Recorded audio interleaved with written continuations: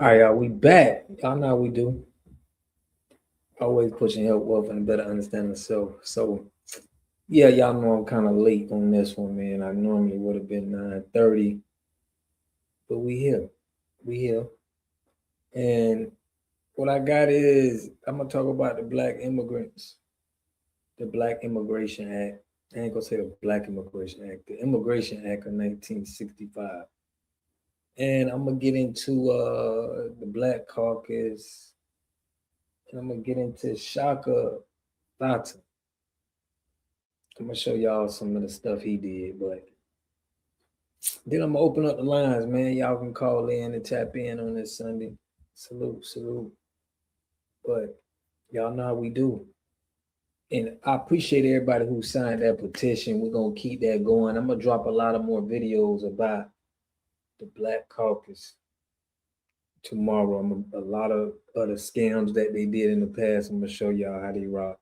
I'm gonna give y'all one today too, but first we're gonna tap into the Immigration Act of 1965. Appreciate y'all for tapping in. I'm gonna open up the calls, man. I want to hear what y'all got to say about this. But yeah, man, we putting out petitions and canceling a lot of stuff this week, y'all. So y'all I just seen this on X, and I must admit, it is so on point. Here's something no one will say.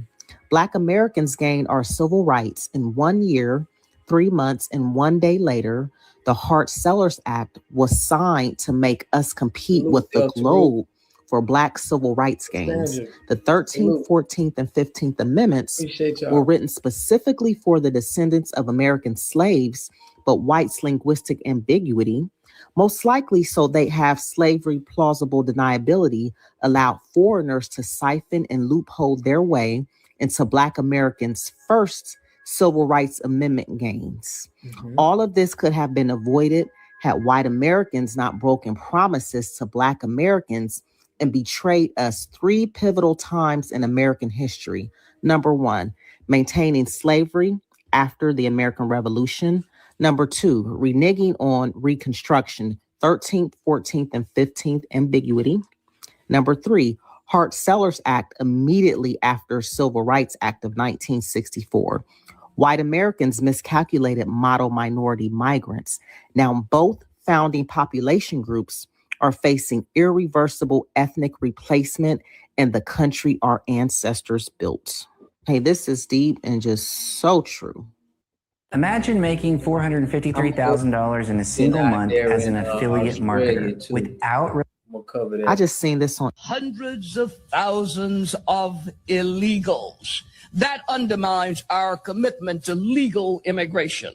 Exposing your ignorance on 1924 and how imperative the Immigration Act of that year was, how it was all reversed in 1965 with the Hart-Sellers Act. We've got to have the strength to say no to the people who are not supposed to get in. We need to make deportation a part of a credible immigration policy. Immigration is not a right, but a privilege, according to Jordan. La migra está aquí. Their entry in violation of the law is a violation of our national interest. But they literally just finished advocating for something like an open border. And according to the EEOC, in a book titled Back of the Hiring Line, that's not really conducive. So I don't understand why Jasmine trying to pull this on people talking about all this immigration. I done brought y'all salute and light it. I done brought y'all so many people that says that immigration is the worst thing for Black people. And there's still Black people that got to pitch this to their own people, knowing that it's for their own detriment. Employment, we believe, continues to be the principal magnet for illegal aliens coming into the country. How Congress refuses the advice of the Rockefeller Commission and the Hesburgh Commission, and how to this day they refuse to adopt the Barbara Jordan Blueprint. Illegal aliens don't have the right to be here. They broke the law to get here. Because a wise woman once said the only right that she should have after breaking into this country is the right to remain silent. This is for the Hispanic, Latino, Latinx people that say this. We don't owe African Americans anything. We don't have to identify with being Black. They never did anything for us. Here it goes. So this is a immigration map of people immigrating to the U.S. This period specifically is 1919. So in this time, these are all the people that were allowed to migrate to the US. Now, what do you notice about all of these people that are able to migrate to the US? You want me to give you a hint? They're all white, except for, bam, Mexico. Which makes sense because Mexico is literally right there. And considering the history between Mexico and the US and everything that was going on during that time, it makes sense that there are a lot of Mexicans that are coming in at that time. But one thing I want to point out is that during this time, immigrants from predominantly Black countries weren't able to come to the US. Again, I'm not saying that we didn't have any, but it wasn't a high percentage. Why? Because the US did not want Black people or people of color coming into their country, especially during the 1919. But let's keep looking. Here, 1942, let's keep looking. Look at the data, still white, white, white. Here we got a little bit more Mexicans, but here, white, white, white. You don't see any predominantly Black countries on this map. Now, again, I ain't saying that there isn't a group of people coming from, like, let's say Cuba, DR, Brazil. I'm just saying that not a lot of us were allowed to be in this country at that time. We're at 1942. Again, because US didn't want Black migrants here. So here we are, 1960, and still there isn't any countries who are predominantly Black people migrating here to the US. What this really means, and I said this on one of my lives, y'all, is our people who are indigenous to this land have already been only migrating with each other. So it's not like this big melt and mix that they're talking about. They make it seem like, oh, you know, Africans done mix with everybody. So it's like we can't tell the DNA. This is all a lie. They just try to keep the indigenous people down. It's not until 1963 where you see Cuba show up. And Cuba shows up first because let's not forget, they were allowing all their white Cubans to come over here. Now in 1986, here we start to see DR. Now again, that doesn't mean that Dominicans weren't allowed to migrate here during the 1920s or during the 1930s. The only thing is that a lot more Dominicans started coming here after the 60s because of the what? Hart-Celler Act. Before the 1960s, and the data shows it, literally, we were probably under the 50,000 range, and this is before the 1960s. And honestly, I think I'm over calculating the range of how much Dominicans, Puerto Ricans were here before the 1960s because the US saw us as a Black country. And y'all make sure y'all smash that like button.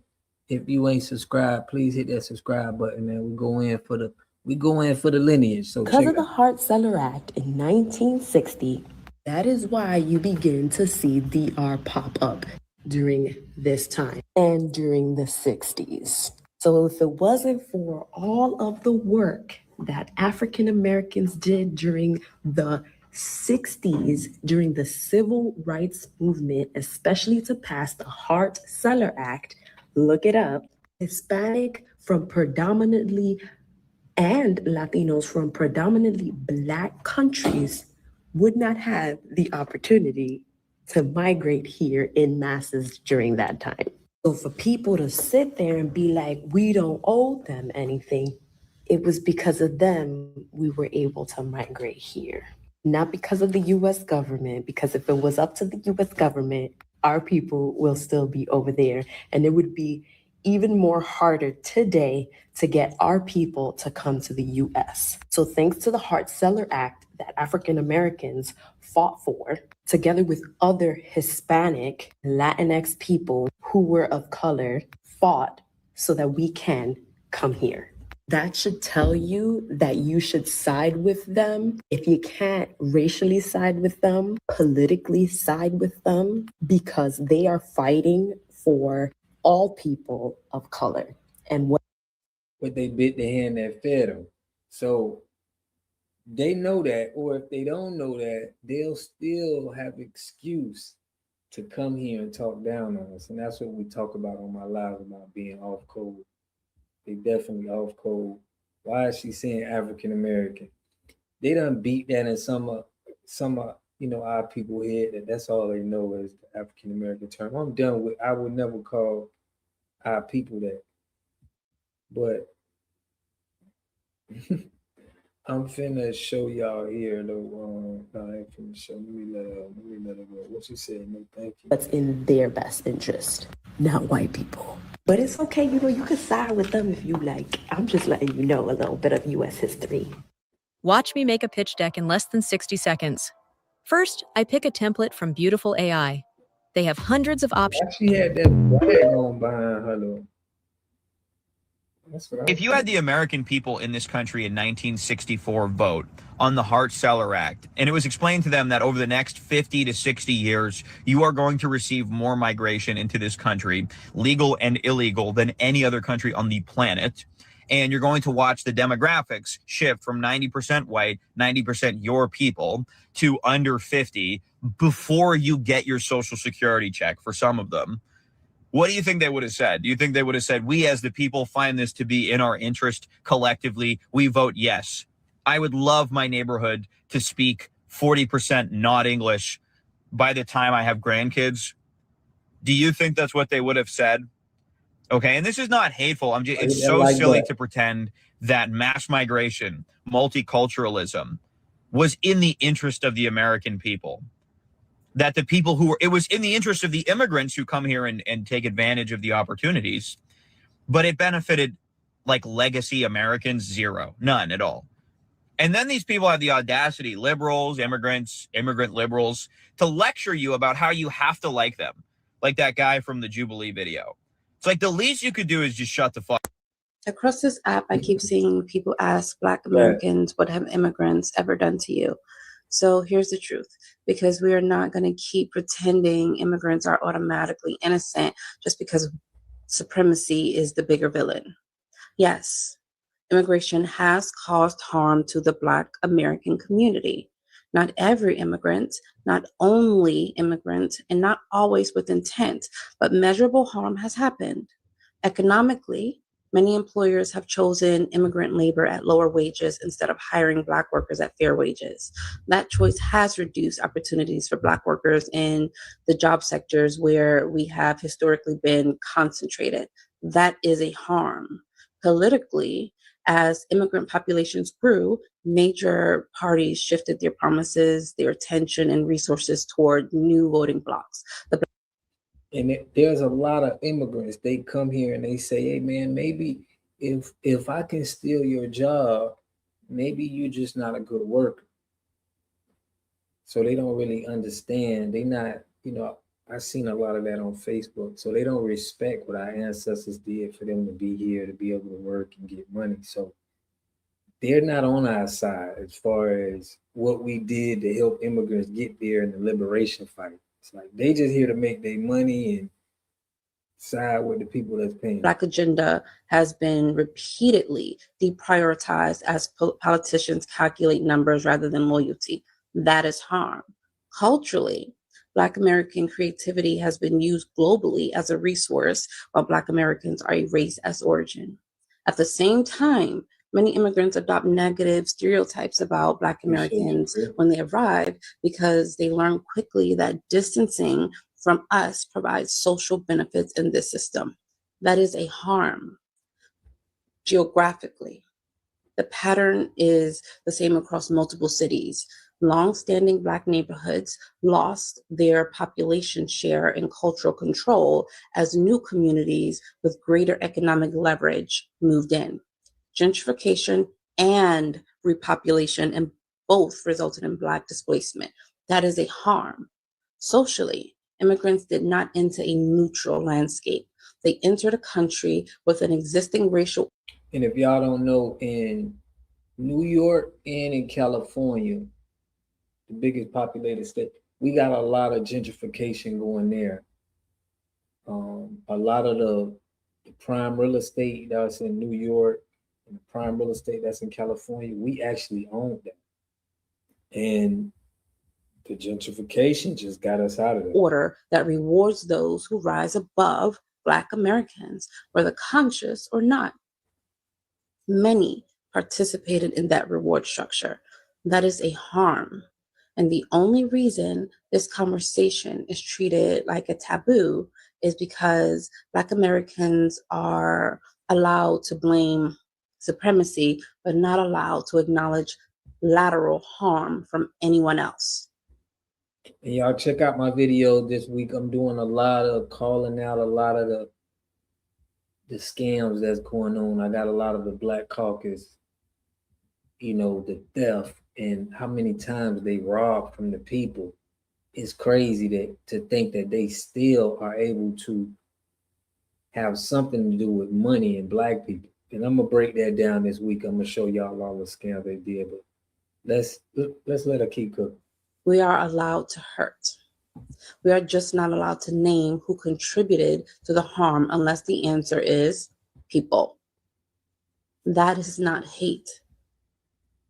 That is not xenophobia. That is not jealousy. It is displacement layered on top of sacrifice. Black Americans built what we built under terror and brutality, and everyone else arrived and benefited from that foundation.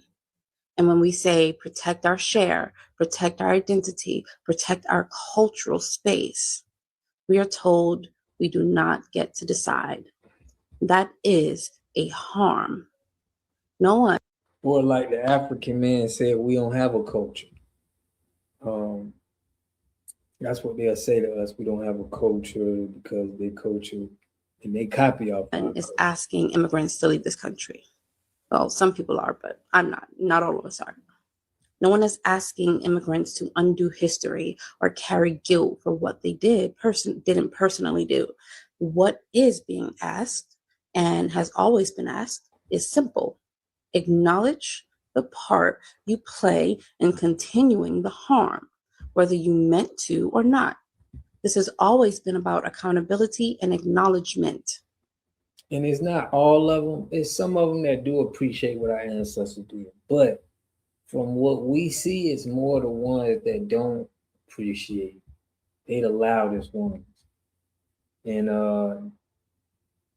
you're going to have to check your own. There's nothing that we can check these people with for them to respect the people that gave them the foundation to come here. But I'm with Trump, man. It's an excess amount of immigrants over here.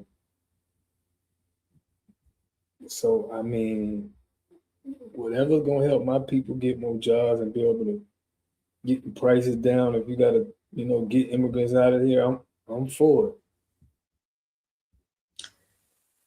If accountability feels like an attack, ask yourself why you're willing to abandon being the harmed class in your own country just to become part of the system that harms us in this one. Throw it as hard as you want. Go on. Yeah, watching it zip away feels like it might just keep going, right? Nope. Didn't invade with pew-pews. They rewrote the law. In 1965, one piece of legislation flipped America's future. Well, good, And Corey most Green. I people want to have highlight never you heard too, of it. man. The Hart-Celler Immigration We gotta Act, catch signed up. in by LBJ. This ended the National Origins Quota System, Corey, the one that yeah. had favored immigration from European, Western, and culturally similar nations. At the time, politicians like Ted Kennedy promised that this wouldn't change the American demographic, but they either lied or they knew exactly what was going to happen. Before 1965, over 80% of immigration came from European or Western countries. Since the Hart-Celler Act, that number has dropped to below 15%. Instead, immigration exploded from countries with radically different cultural values. And the long-term effect? Permanent shift in the voting base, social policies, and national identity. And just so we're clear, this wasn't about diversity, this was about power. Facts, okay.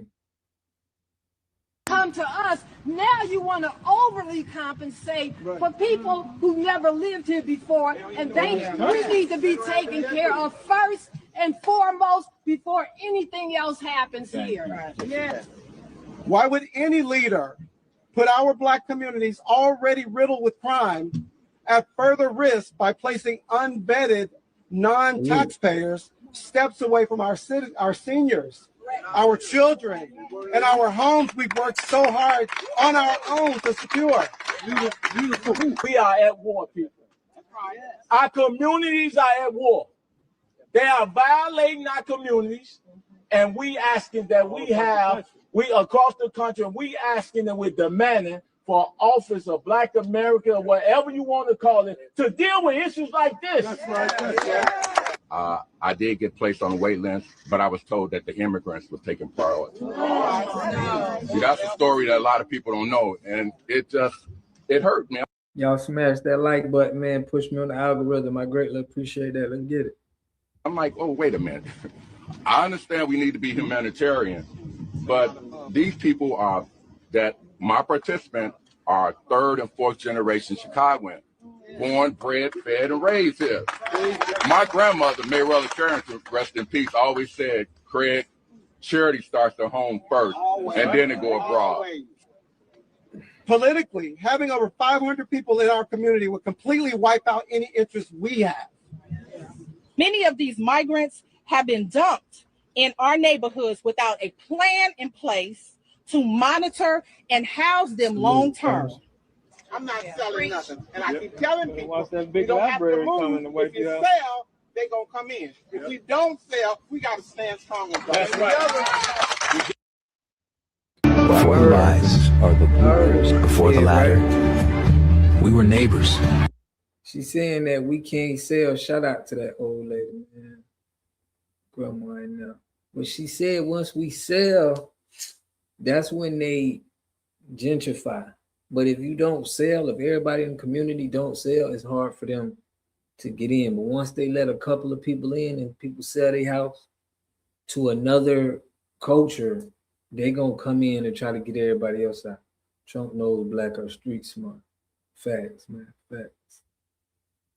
But that was it for that one. But I want to show y'all now the Congress. Y'all know I did a video on the lady, Yvette Clarke. She was the head of the Black Caucus. And I'm gonna let y'all hear this. And you can't make this stuff up. You can tell that these people are used to scamming. Check this out.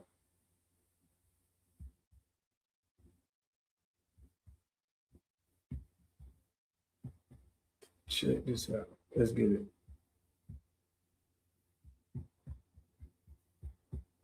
By yielding to the chair of the Congressional Black Caucus, Chair Yvette Clarke of New York.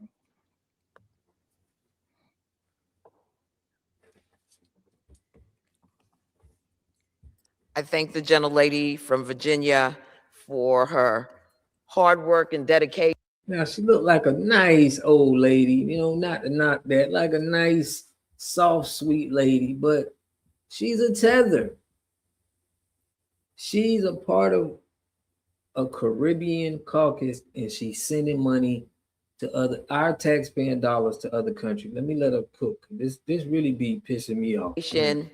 In anchoring the special order hour of the Congressional Black Caucus for 3 consecutive weeks, as she is rightly stated, and we're so proud of the work that she is doing to uplift the stories of people across this nation who are standing on the edge of what could be catastrophic in terms of healthcare. Mr. Speaker, good evening. I am Representative Yvette D. Clarke, Chair of the Congressional Black Caucus, proudly representing New York's 9th Congressional District, which is located in Central and Southwest Brooklyn. I want to thank my colleague once again, Congresswoman Jennifer McClellan, for anchoring this Congressional Black Caucus Special Order Hour. I rise tonight, Mr. Speaker, with my colleagues of the Congressional Black Caucus to bring awareness to the fast approaching ACA tax credit funding deadline, and to give voice to everyday Americans who will be harmed by the Republican-led healthcare crisis. The enhanced. So when I did my research on these people, right, they always come around with scare tactics. Oh, health insurance. They did something about cutting veterans benefits. My research of them is they always say something and it's to like scare the people. They never said nothing that's like we done put our heads together and we got this idea, we finna put this pot. Like we don't hear none of that. It's like all they do is gaslight. That's it. But listen to this lady though. Check this out. ACA tax credits are set to expire on December 31st unless congressional Republicans join Democrats to extend them.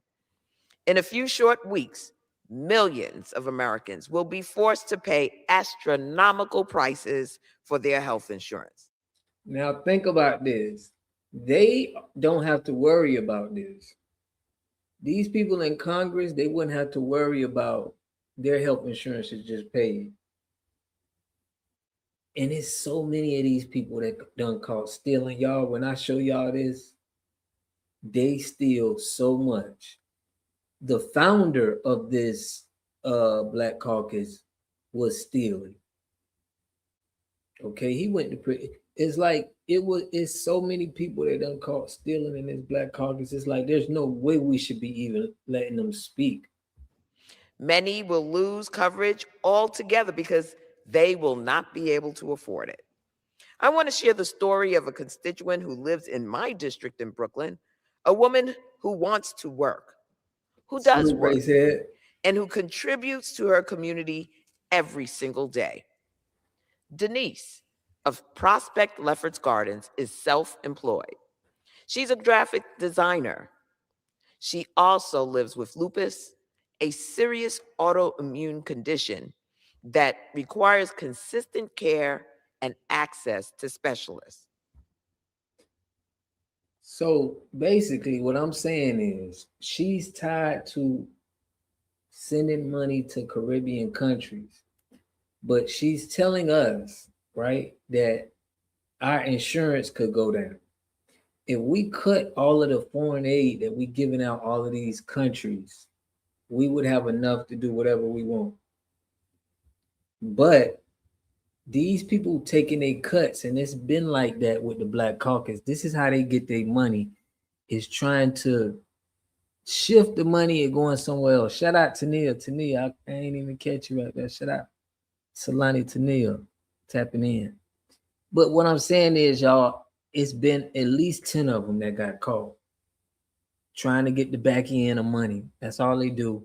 Is try to get money shipped somewhere and take the back end. The only reason she's been able to stay in the workforce is because of the Affordable Care Act, and specifically the enhanced premium tax credits that have made quality health insurance something she could actually afford.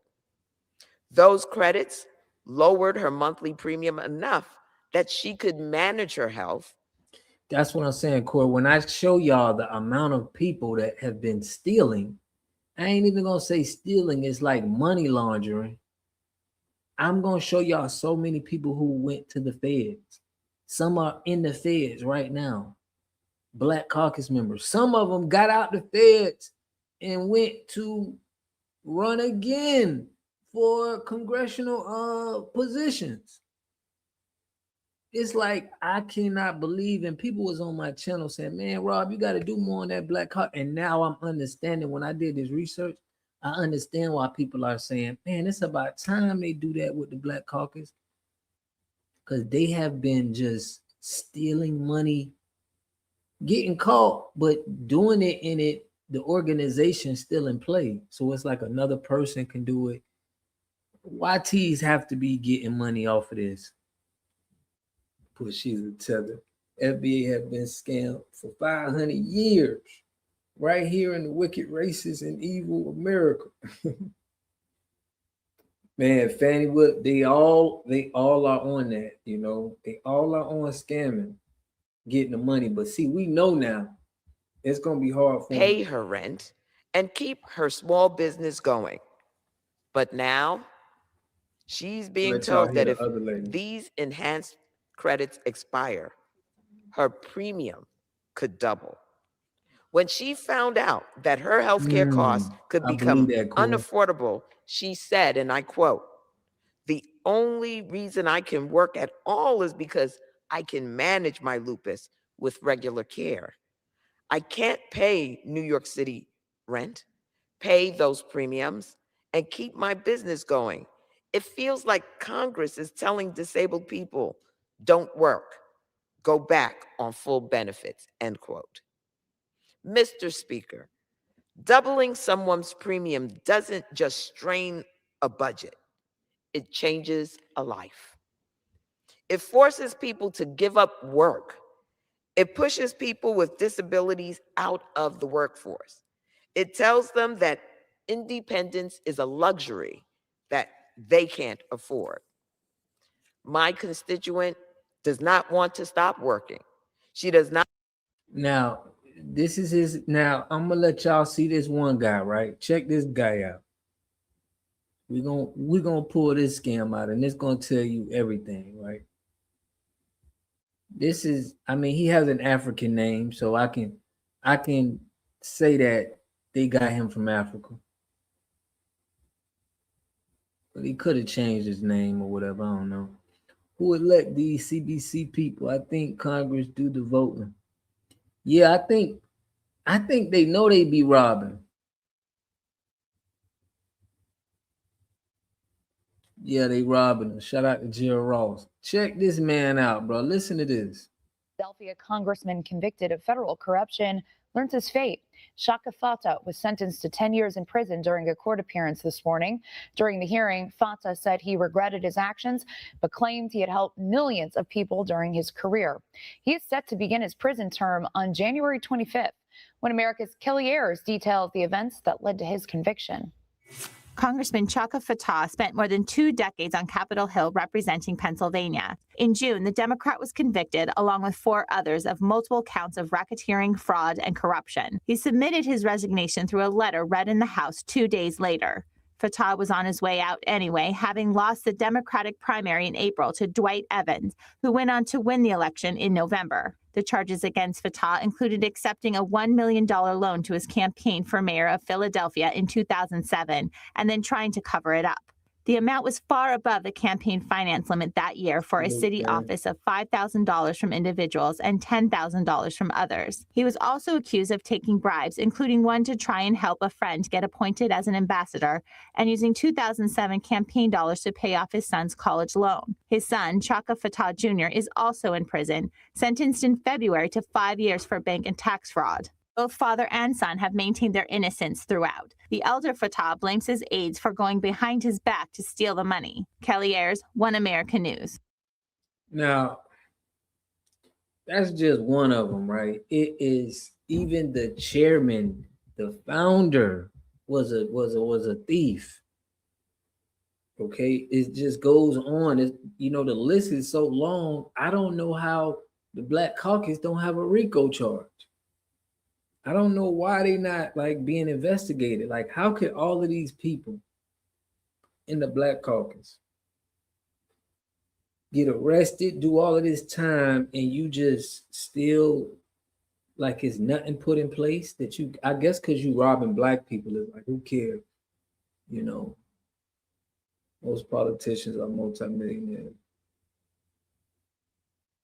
So it's just so many of these people that, I can't believe that it's not something bigger at this.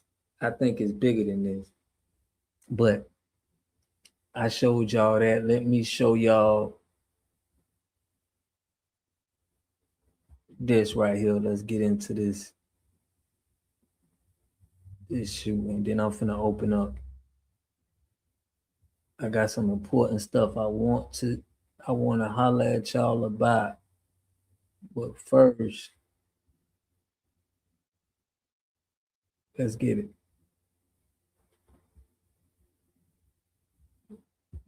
I want y'all to not want to give up. But if Congress allows these credits to expire, we are effectively telling her and millions like her that staying insured. Gentlewoman from Ohio's 3rd District, Representative Joyce Beatty. Listen to her. Mr. Speaker, let me first say thank you to my colleague from Virginia, Congresswoman Jennifer McClellan, for yielding to me and for leading this special order hour. And I want to also thank our chairwoman, Congresswoman Yvette Clarke from Brooklyn, New York.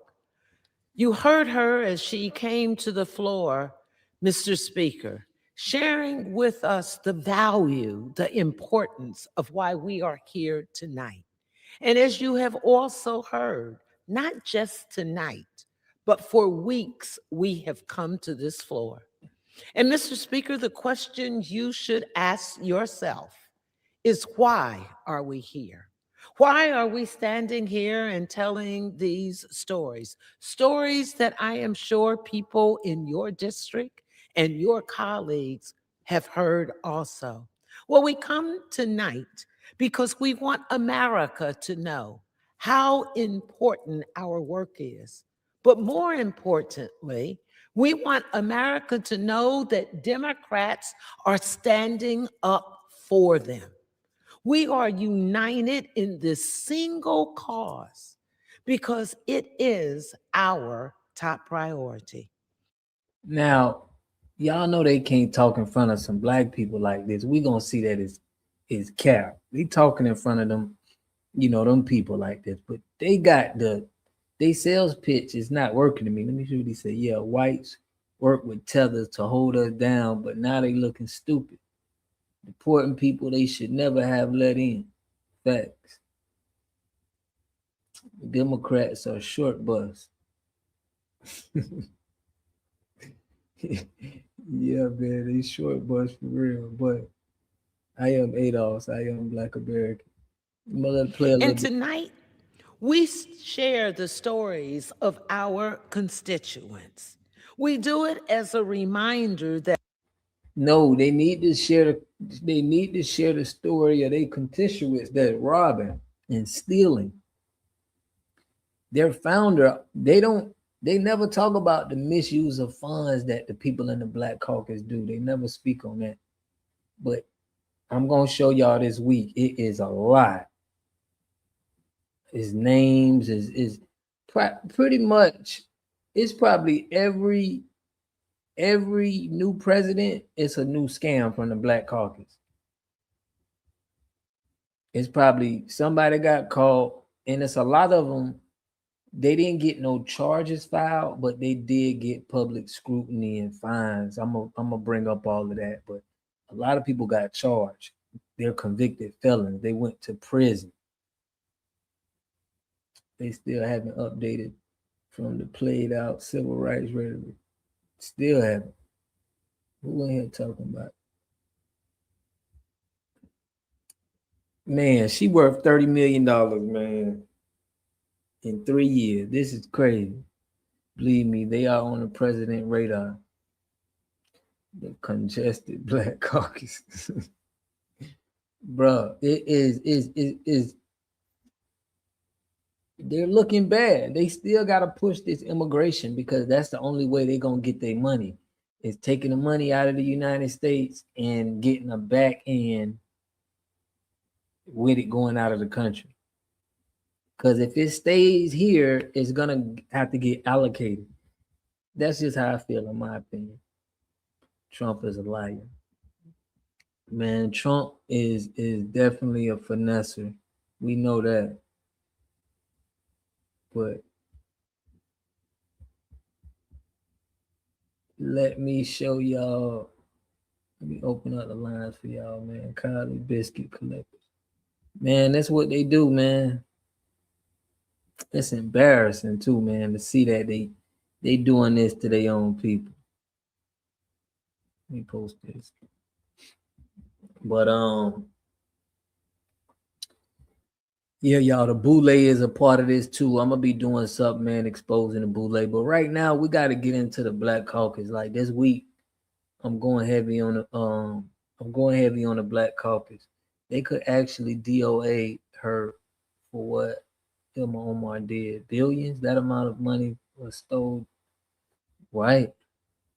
And she did it with PPP loans. You know how, like, man, you know how many black people they was arresting? Others turn away from the struggle. But the Congressional Black Caucus leans in, standing in the gap for families who can't afford for Congress to look the other direction. Mr. Speaker, I rise to share the human cost of allowing the Affordable Care Act health care tax credits to expire. I rise on behalf of the families of the 3rd Congressional District that I serve in the great state of Ohio. I rise on behalf of the families across this nation. I rise on behalf of the 18+ million Black Americans that the members of the Congressional Black Caucus serve. Now, did y'all hear that? She said they serve Black Americans. But I guarantee you, if we pull them files and we pull that money that they are allocating to send, is going to abroad. That's why y'all got to sign that petition I got on, man. We making sure that we holding these politicians accountable. We don't want no money. We don't see enough money going into our communities for us to even be signing off on any money going outside the United States right now. Where are the Mars at? Yeah, what the Mars is chilling right now. I don't think I seen the Mars. Where's Lady Mickey? Right, man. Mickey's supposed to be tapped in. Mickey sleep on us. But it's all good. But y'all hear her said Black Americans. If you go on their website, they talk about how Black Americans, they trying to help, but we don't get $1. We don't see no grants or fundings that's done to the Black community. Right, y'all giving free health care to immigrants. And then telling us that our health care is we might lose our health care. It's like, man, if we don't get y'all up out of here. And yes, Mr. Speaker, I rise on behalf of the 82 million Americans that the Congressional Black Caucus serves. Families, Mr. Speaker, who sit at the kitchen table late at night, wondering which bill they can pay and which bill must wait. If Congress fails to act, 35,000 people in my district will see their health care costs rise. Let me just give you an example. For a 60-year-old couple earning $85,600, annual premiums will rise by almost 300%. Unthinkable. And we need to start with cutting, y'all. We need to start. They don't do nothing. Like the Black Caucus, y'all, like literally, if we didn't have them, I don't think it's nothing that they do that's worth us sending money to them for them having free health care and everything that they get. I don't even, we need to just cancel the whole thing. Trump should, because it's not, they just like the Black Lives Matter to me. 15,000 people in my district will lose their health care altogether because Republicans' refusal to extend the tax credits. And 48% of the ACA marketplace consumers are small businesses. And I have heard colleagues on both sides of the aisle talk about it is the small business owners who are the economic engines. But check this out, y'all. In my research, this is what I pulled up. I don't mean to give y'all it all away, but check this out. In 2010, right, the CBC, they was alleged that the CDC political and charitable wings had taken at least 55 million from corporations and labor unions between 2004 and 2008.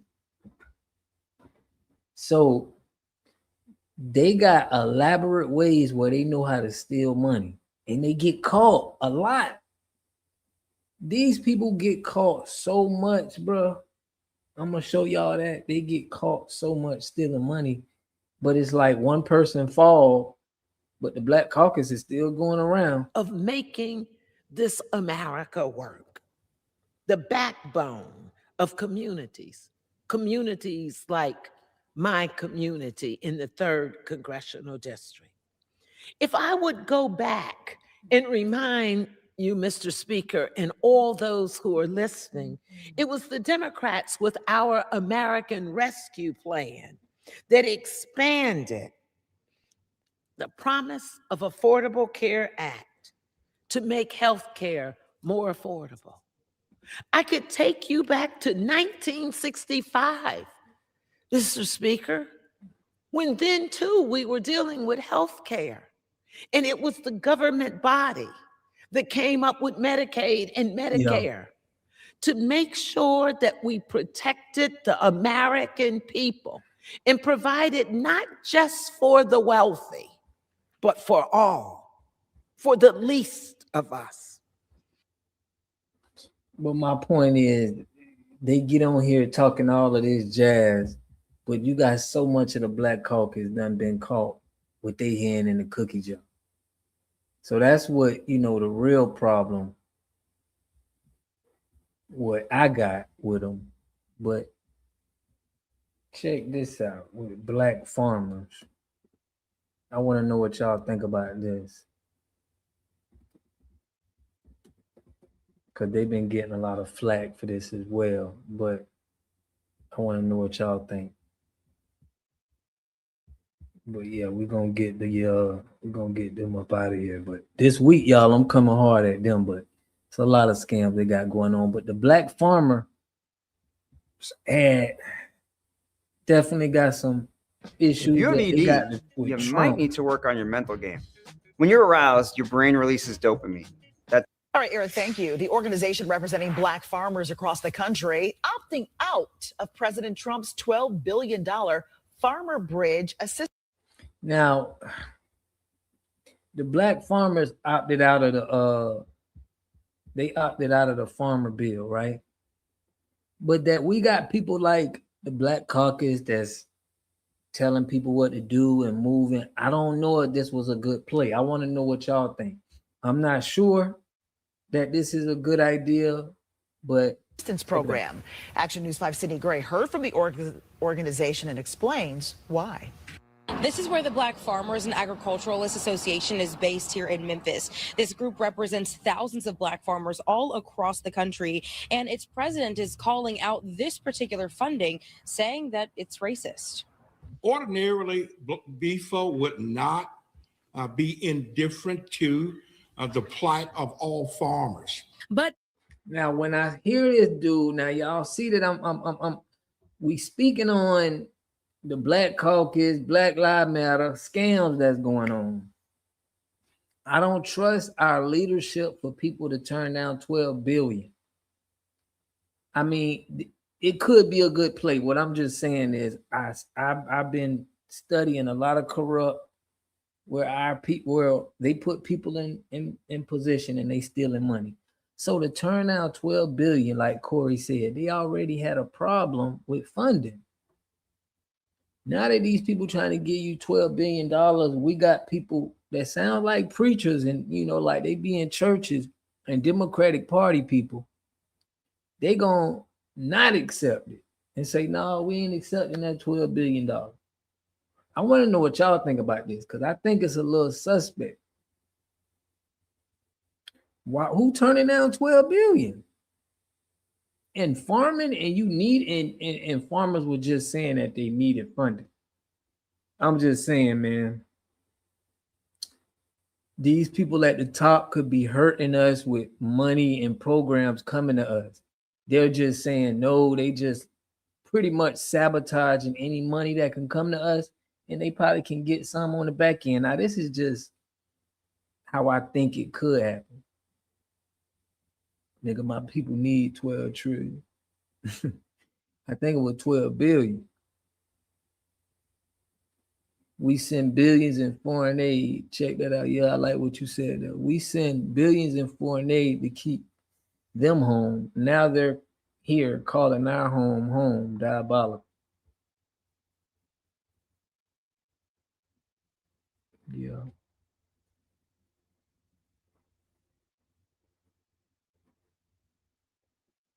Black anything can't get any legal or lawful contracts or laws made for them because black is not descendable in law.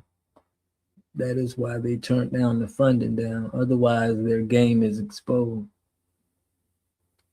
I don't understand why would they turn down $12 billion? And who is it going to hurt that they turned down that $12 billion?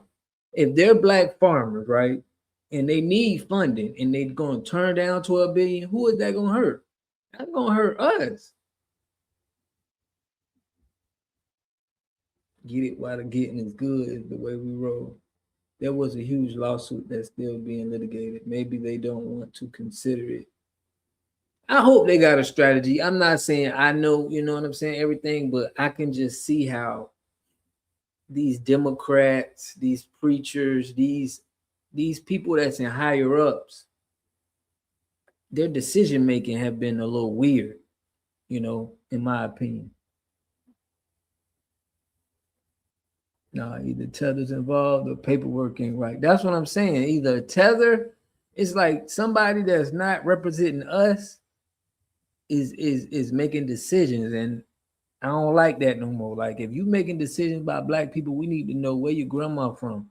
Like, we got to look deep into these people because they could be just trying to sabotage money coming to us, and we shouldn't be even having to think like this. But this is the reality right now.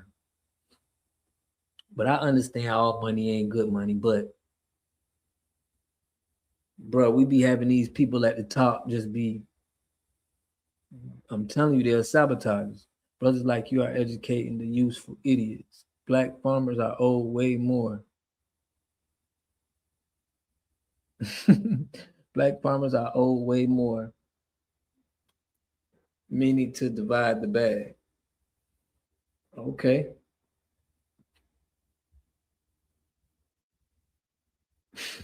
Shut up, Chris. Again, but is that, yeah.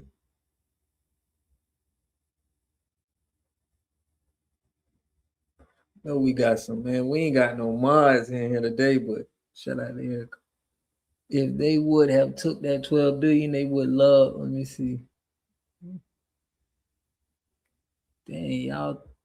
Okay, you put, if they would have took that 12 billion, they would have went to jail. Trump.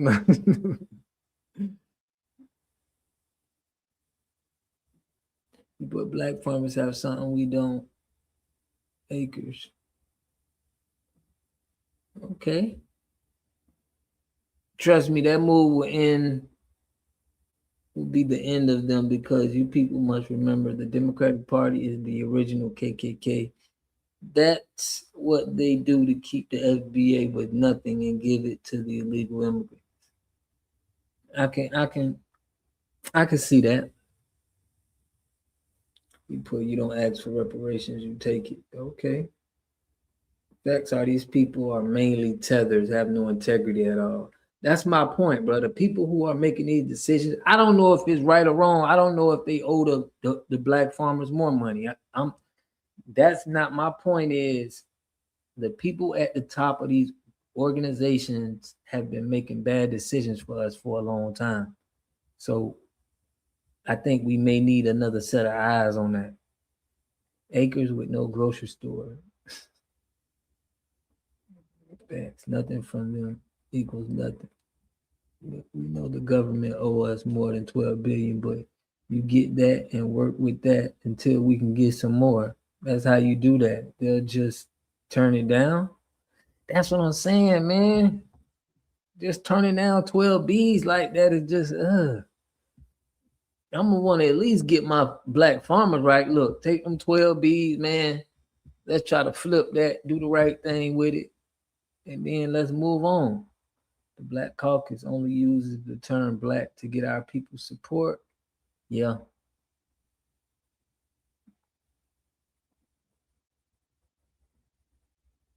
Erica, like, that's fun. Man, look, that's 12 Bs right now. Donnell, you said it's stupid as hell. I mean, they make a lot of stupid decisions, man. I don't, and I don't know what the money is. I don't know the stipulations, but I just don't want us in a position where we turning down 12 billion. They giving away too much of our money right now for us to be turning down 12 billion. It's like they giving away too much money to immigrants and stuff. We have to, like, that money gonna go somewhere. Like, if we don't take it, that money is gonna go somewhere, and it's probably gonna go to some immigrants.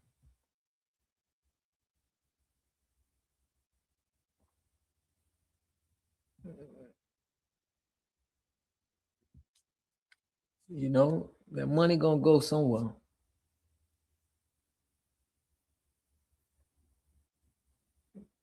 Democrats gave more money to illegals than the Black Americans voting Democrat for 60 years.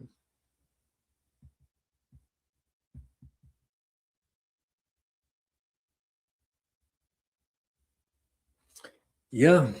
So we gotta question it. We gotta question these people at the top. That's all I'm saying. Whether it was a good decision or not, I don't think we got the trust of the people that's making these decisions like this. They were just talking about how they don't need, how he don't help them. Yeah, how he don't want to help them. I was reading that too, that the Black farmers needed more assistance, needed more money. Venezuelans got reparations. The whole bill must be scrutinized because we all know they always add extra. Yeah.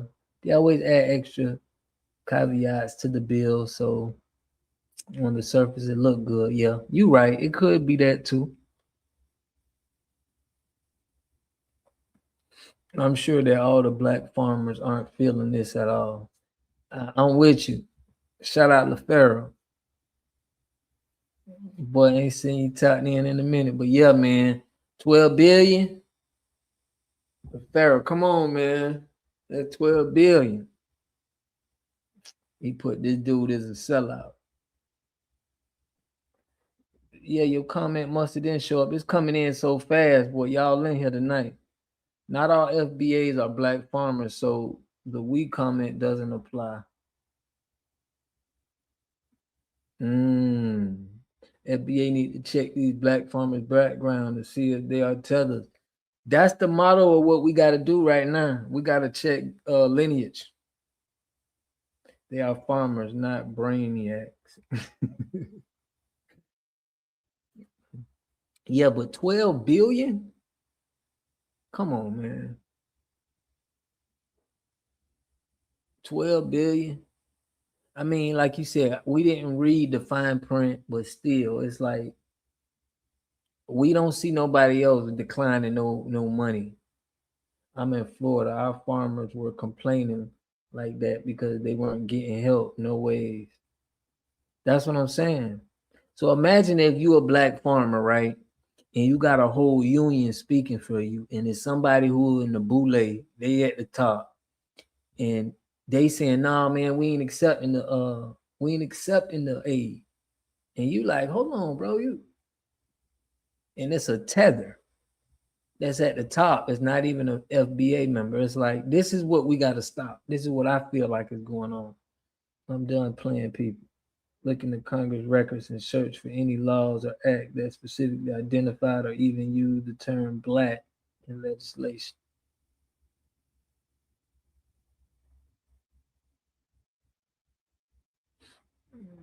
I really want to know why supporting the Green Party and vote for a person like Jill Listen would be a bad thing. That's one way to get the reparations. Look, I want to holler at my boy Corey Green. I want to holler at a couple of y'all because it's something that I wanted to do as far as about this politics. I don't want to give it all away. I want to holler at a few people first, but I might probably have some big news next week. I want to run it by some of the people on the channel, but I have a big announcement that I feel like what we need to do to really get it going. I don't want to too much give it away on FBA. Really need to start doing research. Yeah, on these people are running for office.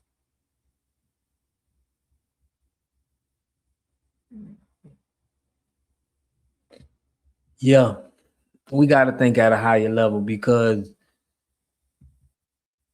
these organizations and how they got everything, they're thinking at a higher level. Minnesota land and 10,000 fraud. Black farmers, like how HBCUs are black.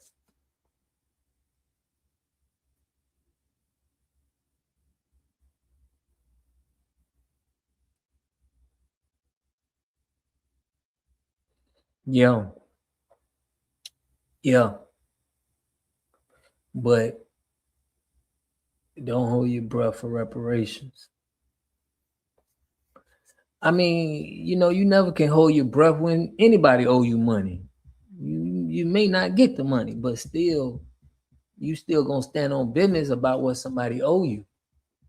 You know, damn if you get it or not. But the problem is you know, if this was really, if I'm seeing you give away all of this money, it would have been a problem in real life with really dealing with people. But they send out so much money that where we know they got the money to send out. The farmer dudes. Sorry, 12 billion with the B. Yeah, 12 billion with a B. I don't know. I couldn't do that.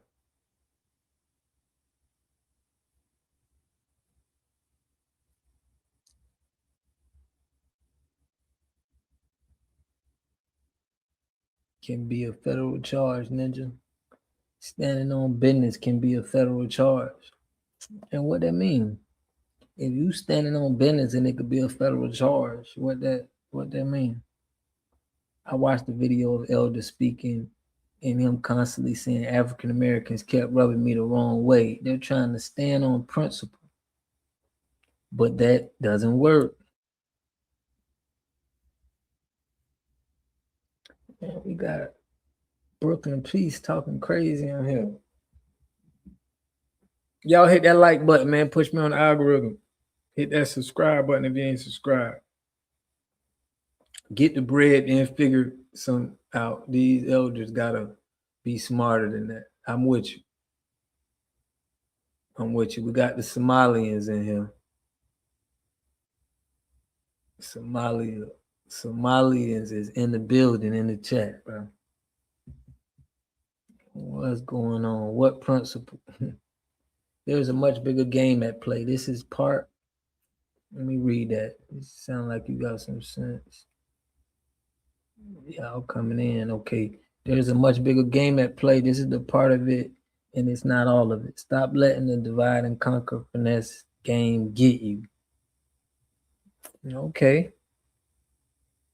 I mean, they've been divided and conquered us. We can't get no more divided than how we already is. We got Somalians in the chat. That's crazy. Ain't nobody hating on y'all, but y'all did come in our chat talking that, you know, talking that gangster. One of y'all was cool that we met. You write your own story.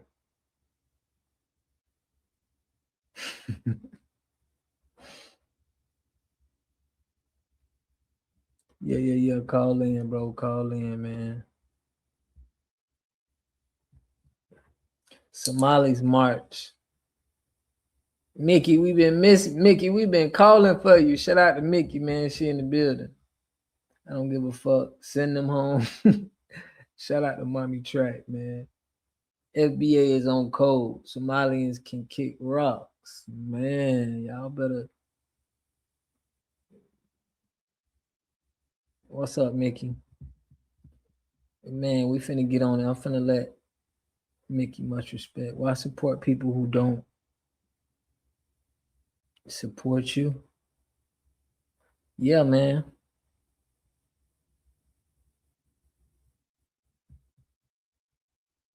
You in the right track. We need more FBA cracking the code. Yeah, man. Shout out to 00. Man, that's what we doing. We pulling them up and wait till y'all see the information I got on these people and how they be robbing. Y'all gonna be like, man, we can't trust nobody. Somebody and call them out. I'll remove them all. Man, we got Corey on. Corey, what's good, bro?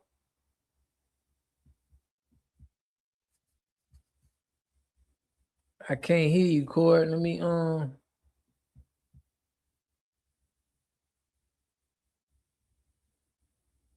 trust no one.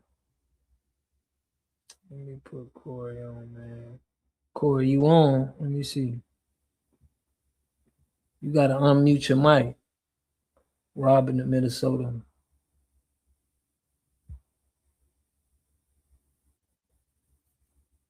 Oh, Libra dropping gems, man. What we got?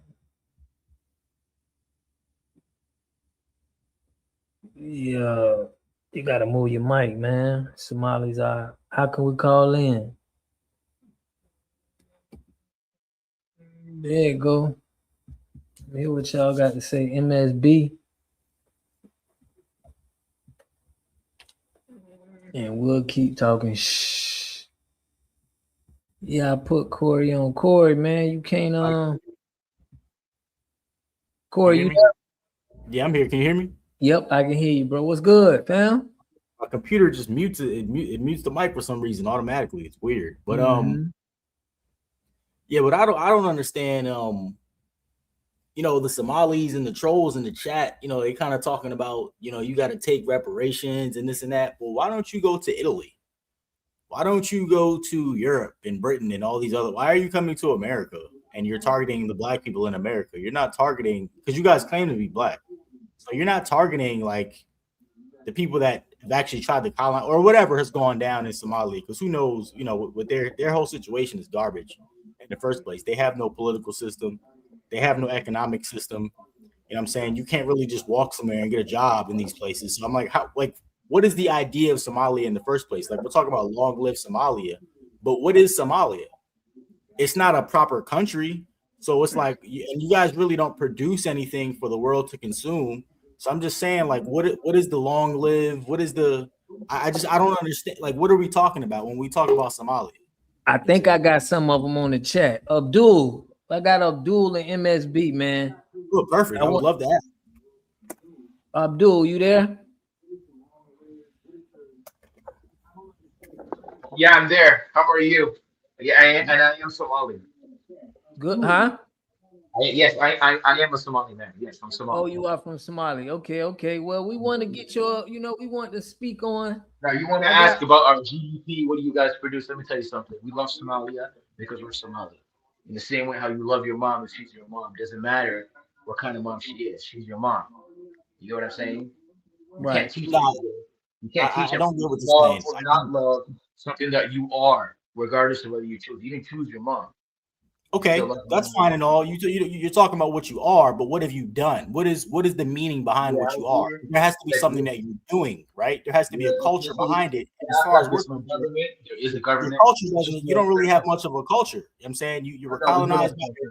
You adopted their religion. I don't know what the hell you're talking about. I mean, you're scamming. You know what I'm saying? You're not really producing it. Like, if you love Somalia, why don't you build Somalia? I guess that's what I'm asking you. No, we are building Somalia, but when you say we don't have a government, that's a complete lie, man. We have governments. We just have several governments over a period of time. Well, Somalia is larger than Texas, right? So we got Puntland, we got Somaliland, we got the government. But Somaliland doesn't associate with you guys. Somaliland doesn't want to be associated with you. It doesn't matter. They are Somali, are they not? We got the same. I don't know. I don't know. I don't know the politics, but I know that they don't deal with something like that. It's all politics. It's all politics. It's not like politics. You have a separate group of people saying that they don't want to classify as Somali. That's the truth, right? It's like Germany and Austria. They're two different countries, but Austria is still Germany. The Austrian people are Germans. They're just two different countries. Right? They're still Germans. No, the Austrian people are not Germans. They're Austrian. That's why it's a separate country. Austrians are Germans. We know that. Everybody knows this. Bro, this is what you guys in Africa don't understand, is that there's different classifications based off of where you're citizens. Yeah, but right? Well, if you're a citizen somewhere, then that makes you a member of that nationality. That makes you a member of that identity, of that citizen group. But what, right? yeah, but ethnicity is not the same thing as a political distinction. It's like Cyprus. Cyprus is Greece. It's an island near Greece. It's a separate country, but guess the Cypriot people, they're Greek. North Korea, South Korea, same thing. They're the same. They're both Koreans. It's not the same thing. They're literally the same people. They're the same ethnic group. You can say that you can make an argument for them being classified as the same ethnic group, but they're not the same countrymen. They're not the same, bro. It's a separate country. Once the countries are separate, it's no longer the same. If they were together, then they would be the same. The thing we're talking politics versus ethnic group. That's what you're not understanding. My question to you is this though. My question to you is, what are Somalis doing as a group for Somalia to where they don't have to come to other countries and scam and disrespect the people? Because you do the same thing in Kenya. You do the same thing pretty much everywhere you go. I mean, the most popular Somalis are not popular for like being good people or bringing productivity. Okay, the majority, what is it? Like 98% of Somalis live in Somalia. What are we talking about? I don't know, but I know how many Somalis live. We got about 35 to 40 million Somalis in the world, and about 160,000 of them live in the United States, and about 700,000 of them live in the Western world, including Canada, Australia, Europe. You want to add it all up, about 700,000. Okay, so that's a small minority compared to the actual total Somali population. All right, so I don't understand like what argument are you trying to make? Now you want to focus on Somalia as if Somalia is the only country in the world that has a lower standard of living, but bro, that is the entire African continent. Let's be honest, bro. Exactly. We can talk about. Yeah, there's not a single country in Africa that can be compared to a European country, right? And there's a lot of reasons for that. So why are you focusing on Somalia itself? Well, we're focusing on Somalia because that's the topic of conversation right now. We can talk about Nigeria. We can talk about South Africa. We can talk about Africa as a whole and just how failed it is. Like we're not saying like we're like Africa pretty much is a failure, bro. But do you know why it's a failure? Do I know why? Yes. Well, colonization ended in the late 60s. It never ended. It never ended. Do you really think it ever ended? You think it ended, man? The system of supremacy never changes. You think these people are okay? So here's my question. What are you doing to change that besides being pirates and engaging in low-level criminality? Like, what are you doing to change that collectively? How are you organizing? Let me ask you a question. Okay, why don't you have an intra-African like rail system to where you guys can trade? Why is there not an African currency to where you guys can trade? Why do these things not exist? Like nobody's stopping you from setting up a sewage system. Nobody's stopping you from setting up like a zip code. What are you talking about? You don't think if you had African rulers that were moving contrary to the IMF and World Bank interests, you don't think that they would be killed or removed? Or they're going to empower some other warlords to come. They removed that, right? Are you serious? Okay, let's talk about the Congo. Wait, hold on. Right. Yes, I got a question. Wait, let me respond to this guy. So let's talk about the Congo. In the Congo, you have entire minerals, cobalt, and all these other different minerals that are being extracted, and the people are literally slaves. So slavery didn't end. You know why that is? Okay. Because hold on. And now you have these Chinese companies and European companies that set up shop and they empower and they fund warlords. Who's letting them do that, sir? Who's letting the Chinese come and the Europeans come into who's doing it? Because when people listen, hold on, wait. Are you gonna expect in a country of about 75 million people, you really expect every single person to behave on code? I mean, you're FBA, right? Hold on. You're FBA, right? Do you acknowledge that there are some FBA guys that are not on code, that are sellouts? Wait. Hold on. Do you acknowledge? Hold on. Do you acknowledge that there are some FBAs that have poor character, that they're sellouts, that they're nasty individuals? They might be your distant cousin. They might be your neighbor. They might be your school friend, and you know this guy's a disgusting individual. Are you telling me that we don't have those people in every single country in the world who would sell out their grandma for $1?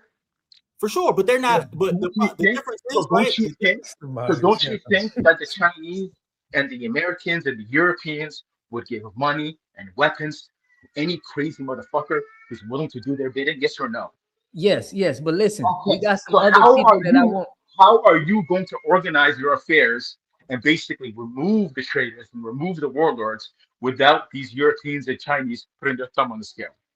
I mean, the Chinese are generally irrelevant. They haven't waged a war. They haven't waged a war and won a war ever, frankly. Outside of China. So that's not a threat. As far as Europe, again, you don't need to wage a war. They have guns and they have cash. That's all they need. Yeah, but you got guns too. That's how you got so many pirates running around. But they have guns and they have more cash. Right. I got a question, and I got a couple other guys want a question for okay, so I want to ask you a question. Do you really believe that the system of colonization that enslaved so many people over the centuries, you think that ever ended? You think these people grew a heart all of a sudden? You don't know human nature? I mean, they're still fucking with you. After all these years. It didn't end because a lot of you guys in Africa on the continent are like mentally colonized and defeated. That's truthfully what it is. Most of the people that speak like you don't exist in Africa. They're outside of Africa. They're in the West because they won from our. A lot of them. Most of the people in Africa are they still talking about the white man? I got a question for you. Yeah, Abdul, I got a question for you. Hold on, Abdul, I got a question for you. Sure. Do you feel that what FBA did for Immigration Act, do you respect that for you coming to this country? Are you in America? No, I don't live in America. No, I'm Canadian. Oh, you don't live in America? Yeah, I'm Canadian. How do you feel about what FBA did to let your Somalian community be able to come here? They did a lot. They did a lot of great stuff. You know, they influenced government policy. They influenced civil rights. They influenced culture. They influenced engineering, science. I mean, they're part of our America. Civil rights. So do you agree with how the Somalis been acting when they're here as far as getting the government assistance and not looking for the FBA? Like FBA should have been the first ones. They're like, okay, we can get some money. Do you feel like they owed to make sure FBA is right? Because that's how they got to the country. Do you feel like your people owed that to FBA? What do you mean? Like, oh yeah, of course, you pay homage to the people who said who were the ones who were the first to do it. Of course. They wouldn't have been there, right? But what I'm saying is to make it look like, oh, they're not contributing in their own way. I mean, a higher percentage of Somali men work than the general population of the United States, right? So I don't know why you fall for these statistics. That's right? Incorrect. That's incorrect. I'll give you an example. Like, you know how a lot of these, like Candace Owens has tried to lie and say, oh, black men don't work, this and that. I mean, black American men work longer hours than any other demographic of men. That's fact. I think the average is like 46 hours a week, right? Same thing with black American men when it comes to them being fathers. They may not be married to the mom, but they are involved in their own children's life. They raise their own kids, right? So just because he ain't married to her doesn't mean he ain't a father. He's just not married to her by title, but that doesn't mean anything. He's still a father, right? So this is what the conservatives are doing. They lie, they use statistics. Trump is a bastard. He's a liar, just like every other conservative. You just have to see them for what they are. But 78 to 80% of Somalis, and some statistics say 84% of Somali men of eligible age actually work. In the state of Ohio, there's 75,000 Somalis who live in Ohio. Out of that 75,000 Somalis, and some of them include babies and elderly, 10,000 of them are business owners. So that's close to 1 in 4, right? And I could just go down the list, right? So it's not like you can just point to the fake stats that are being posed by Donald Trump and look at that and say, okay, this is what it is. No, he's using it for a reason. He likes to make things up. This is what conservatives do. Okay. Right. Okay. Hold on. We got LaFerris in. LaFerris, man, you wanted to ask a question to it? Yeah, man. Well, actually, man, I got a Abdul from Canada. You from Haiti, right? I'm Canadian. I'm Somali Canadian. You Somali? Okay, my fault. I'm Haitian. I'm all over the place.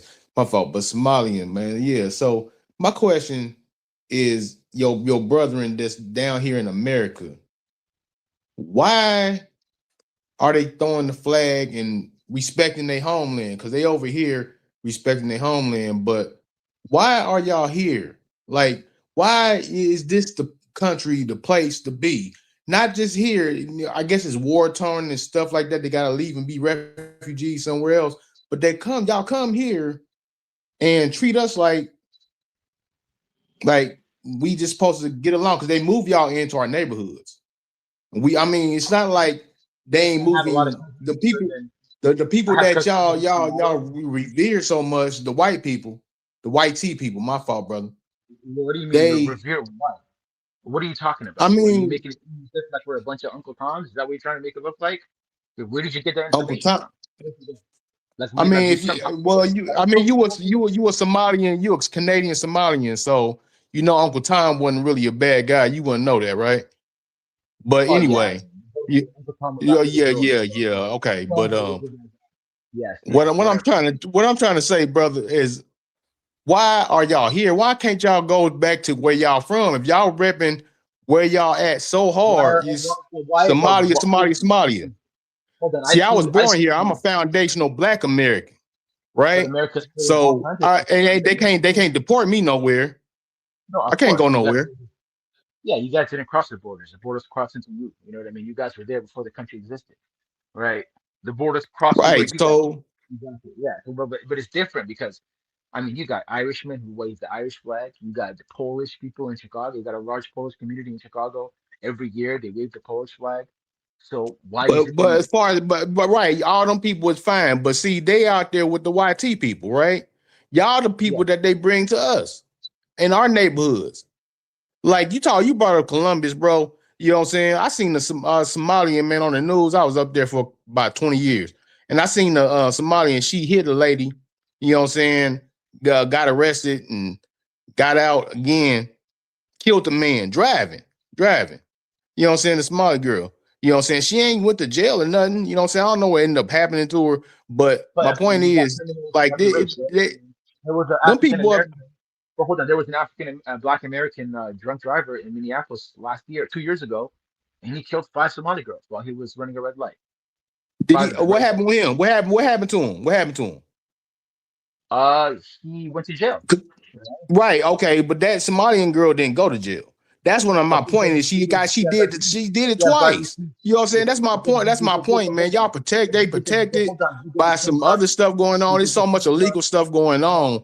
And I'm glad Trump is out here exposing the stupid stuff that's going on. You know what I'm saying? And this dude you got on the screen right now, he just, I mean, it's so much stuff to talk about, Waterman, but for real, you know what I'm saying? Like, man, you I mean, I man, respected Waters, you know what I'm saying, platform. But bro, you from Canada, man. You talking about you a Somalian from Canada. You know what I'm saying? You don't really count in this situation, to be all the way honest. You know what I'm saying? That I mean, that don't make sense. That really don't make sense. It really don't make sense. I like this my man's show, but I don't understand when you are Somalian from Canada. Hold on. My sister lives in Minnesota. I got cousins who live in Dallas. I got other cousins who live in Seattle. I mean, you are in Canada. You are Canadian Somalian. That's what you said. You know what I'm saying? So you don't count.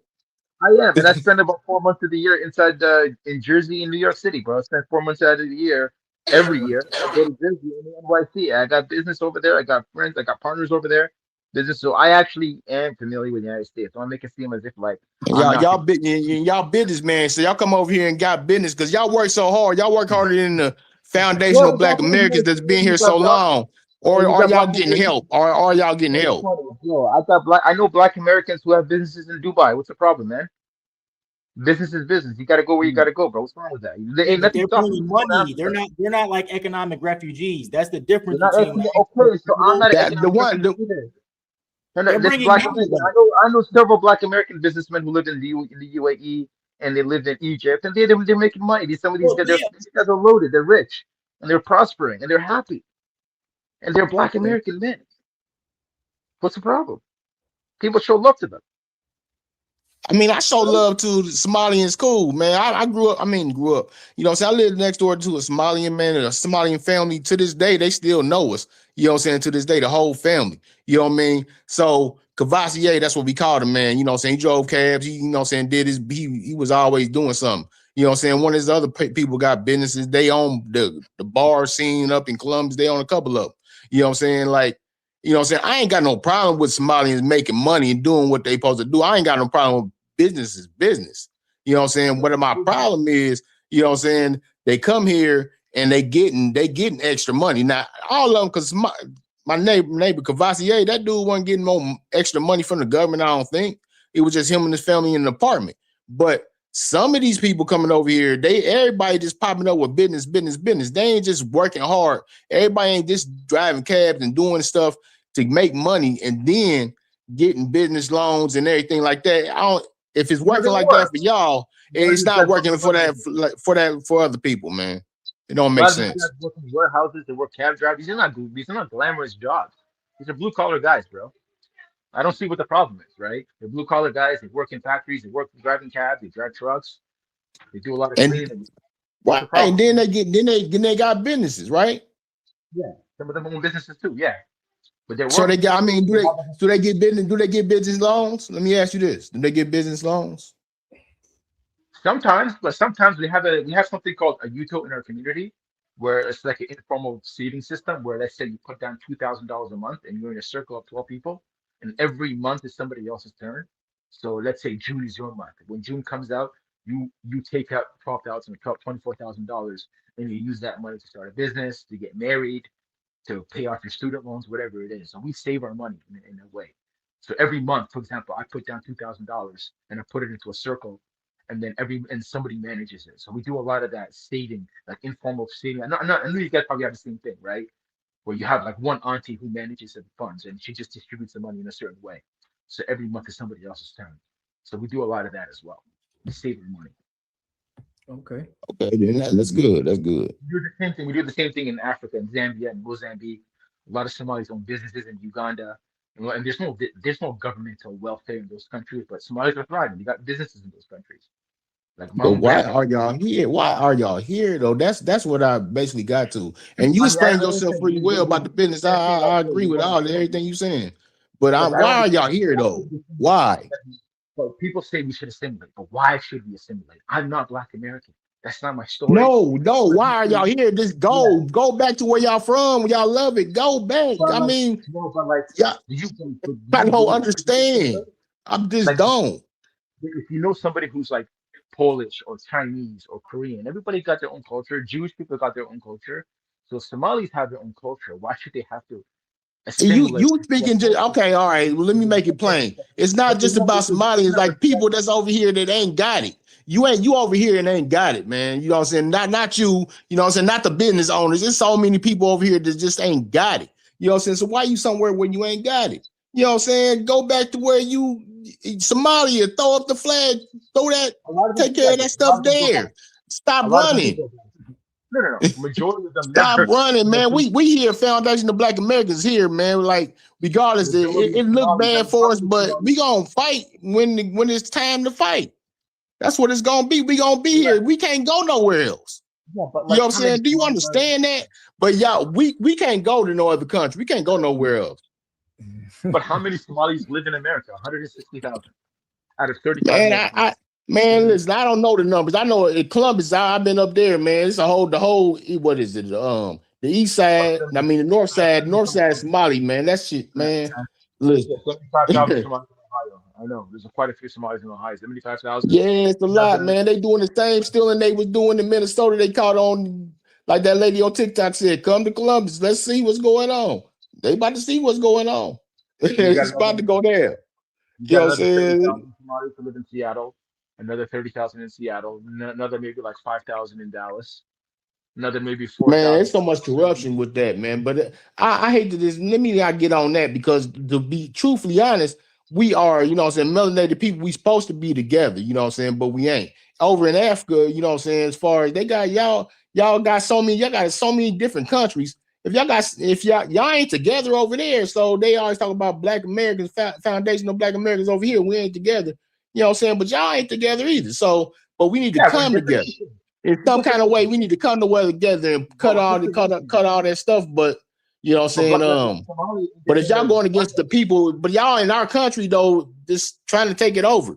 You know what I'm saying? For the most part, that's all I hear, man. So I don't even think somebody should be involved in politics. I don't think we should be even running for mayor or any of that nonsense. Oh yeah.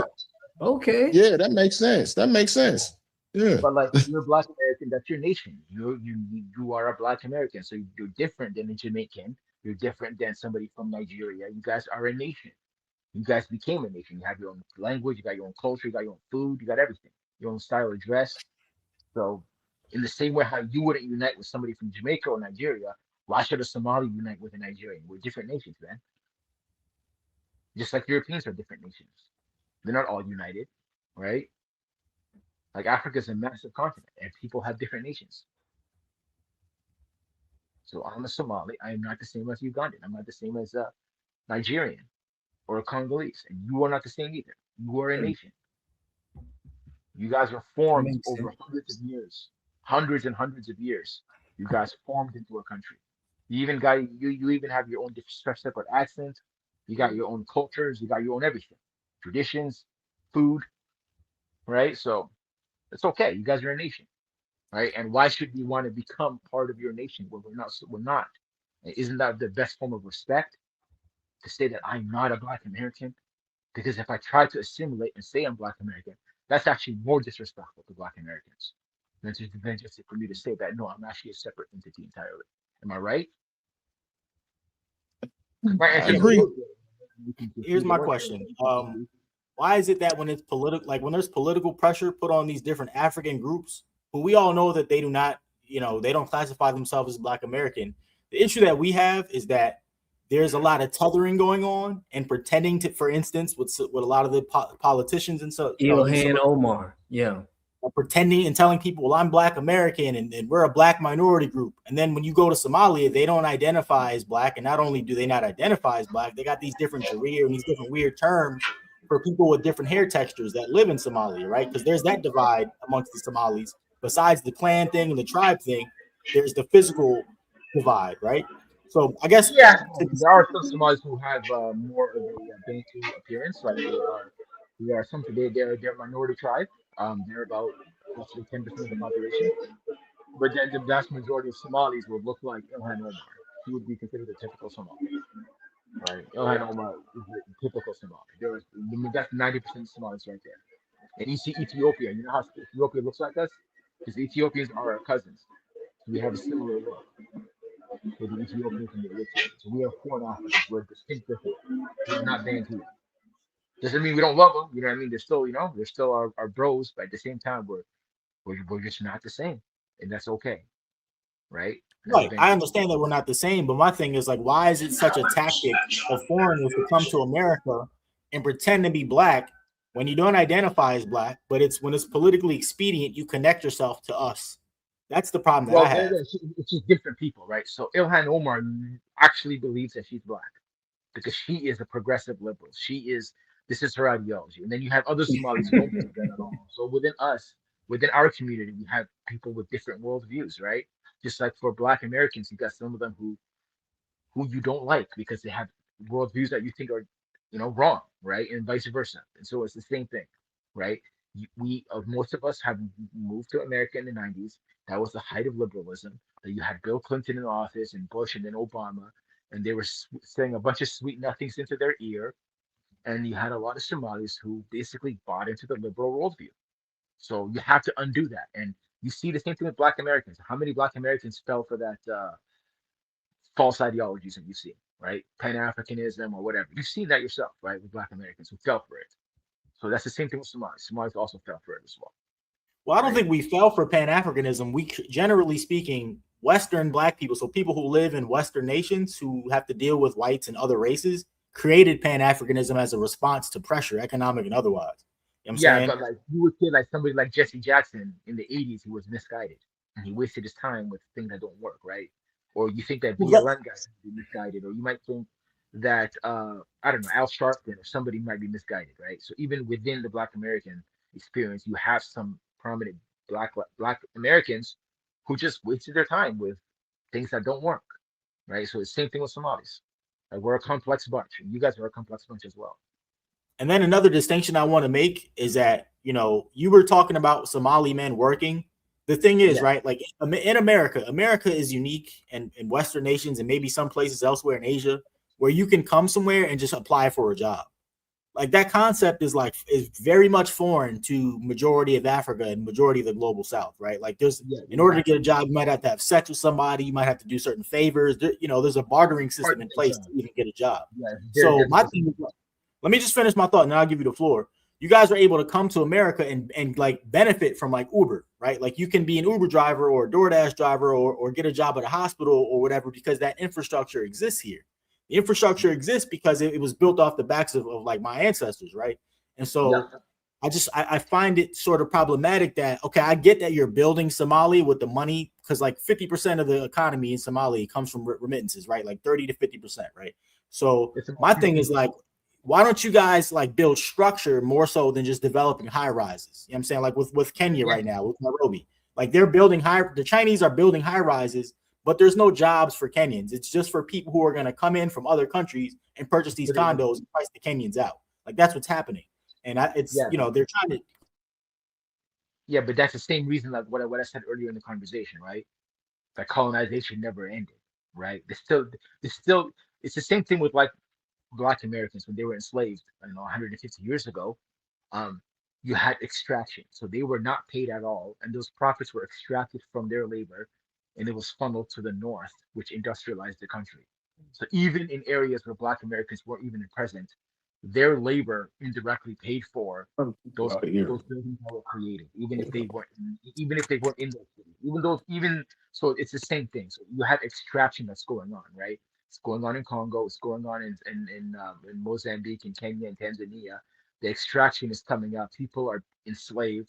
People are exploited, and that extraction is funneled into British banks, French banks, American banks, which is able to funnel that resources in order to help industrialize those countries. So, for example, the British would never have done their industrial revolution had it not been for the extraction that they did from Kenya and India and most of Africa.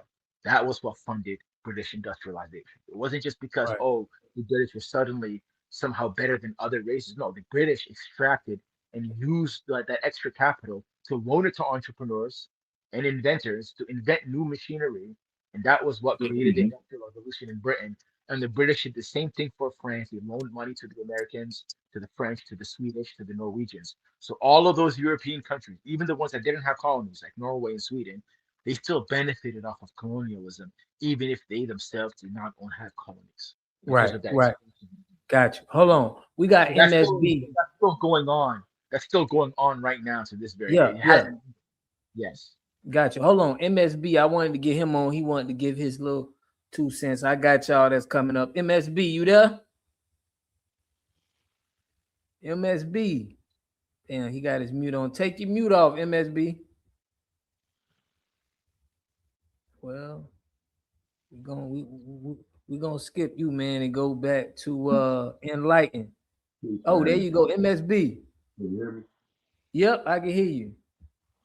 Am I clear? You clear, man. Go ahead. What you want to bring up? We can hear you. Go back to Enlighten. MSB. Yes, sir. Yep, I can hear you. Yes, sir. So I think it's a delay. It's a delay with the mic. That's what's going on. Okay, so I like to say this: the United States is created as a corporation, and it was built for foreigners. We was here before it was called the United States of America, and like my Somalian man said, we've been here for thousands of years. The problem is that we call ourselves different things. I've heard FBA, I've heard African American, I've heard Blacks. And if you look on the Office of Management and Budget, also known as the OMB, and look up the definition of race and ethnicity, and you look up Black, you'll see from, today, they include Africans, all other Africans, not just us. So irregardless to whether the Somalians want to be labeled as Black, here in America, they are labeled as Black. And this is why it's so important for us, so-called African Americans, to delineate from Black and all of those other labels so that we can be a nation of our own. Most of us are freedmen. Most of us are freedmen, but we go by these different titles and it messes it up for us. Blacks, African Americans, Negroes, coloreds, you'll never get reparations because they don't owe reparations to Blacks, African Americans, and all these people. They owe reparations to those that are protected under the Treaty of 1966 and the Civil Rights Act of 1968. Okay. If we know ourselves and we call ourselves by our name, the world will recognize us and respect us as well. But we giving them a get out of jail free card by calling ourselves different titles, Foundation of Black Americans, all of these other things. And until we start respecting ourselves, the Bible says, honor thy mother and thy father, and thy days will be longer. And your days will be longer. And that really means stay true to your culture and your ancestry, and you won't be erased. You won't be forgotten. The reason why all of these Africans are over here is because we had an affection and a love for Africa because we had a lack of knowledge for self. And so everything that we fought for and wanted to incorporate them in, and, you know, Mother Africa, no, it's Mother America, Mother Turtle Island, Mother Moo. You get what I'm saying? Like, yeah, we that's why it's important. That's why it's time out for us, you know, being loving to the rest of the world when the rest of the world have benefited off of us and our creations. You get me? This has a large part in why they don't want to do DNA testing, because I believe we might have all of the markers. We might have all of the markers, indigenousness and all of that, because we started Kemet. We walked over here before and cultivated all of this over here before the Native Americans and Siberian people came over here, before all of these European nations came over here. This land was pretty much built, but we're not getting credit for it because we're not calling ourselves by our ancestral names. And we got to get Black American. And why would you want me to call myself a Black American? That would make me appropriating a culture and a history that is not mine. That's definitely disrespectful, right? So I can't call myself Black because Black is an American term. Black Americans, it refers to a specific distinct people from the North American continent. It doesn't refer to Somalis. So if anything, when Somalis say that they're not Black, that is the appropriate stance to take. Or else we would be intruding into a culture in a space that my grandfathers weren't part of. Let's be honest, right? Mm-hmm. So, in the same way how you're a white American, we know what a white American is, right? It's the same way. So, and it's I think delineation is important. Yeah, you guys are a nation. You are a distinct nation. You're not Jamaican. You're not African. You are an American. That's what you are. Mm-hmm. Right? Okay. It's not my money.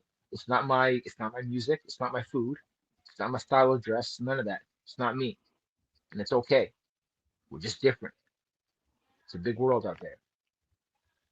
Right. Okay. I got Lotusa Tai. Let me see what this sounds like. Another Somalian. Lotusa Tai, what's up? Hello, Hello? can you guys hear me?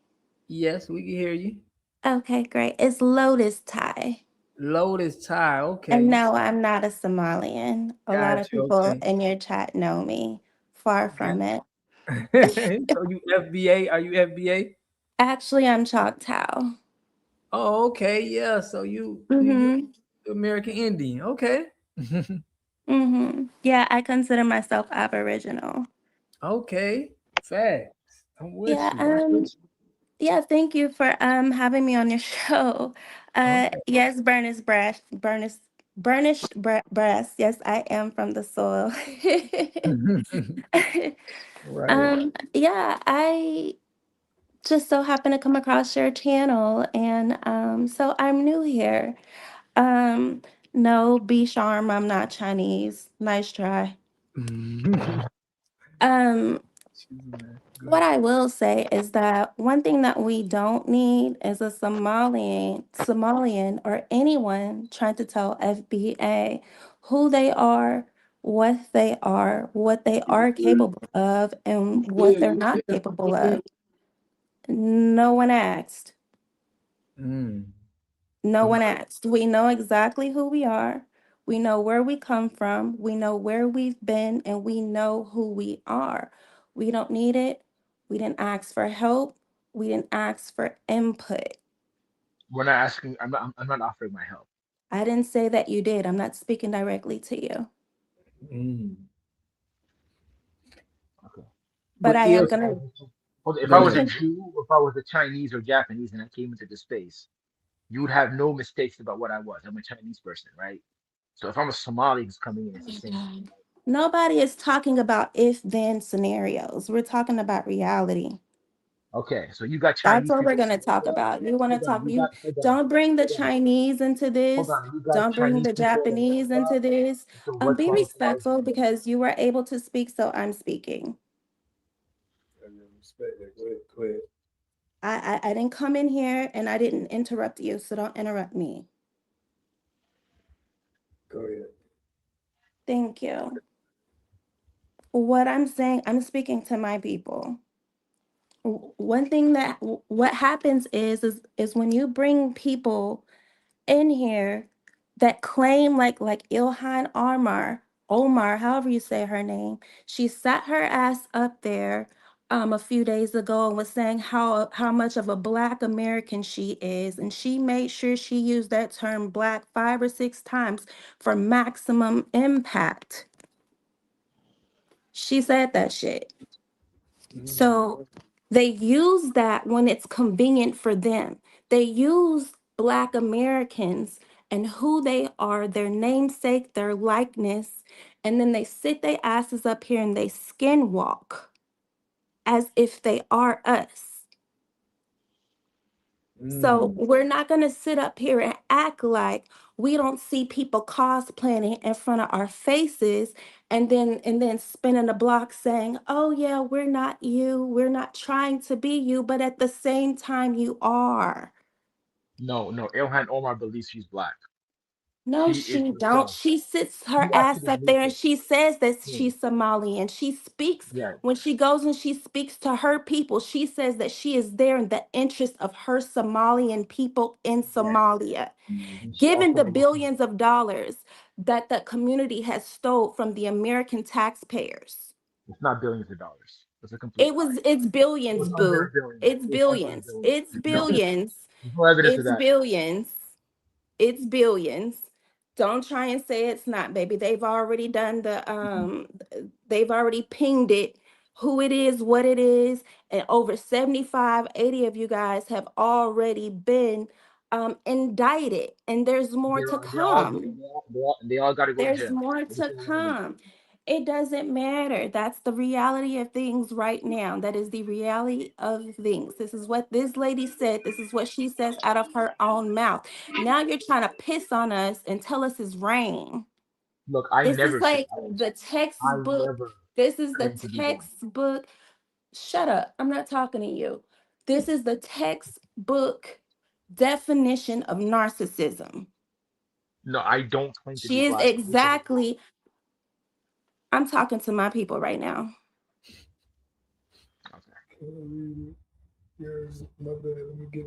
She's the textbook definition of a narcissist. Okay. She's narcissistic. She's treasonous. She's all of the above.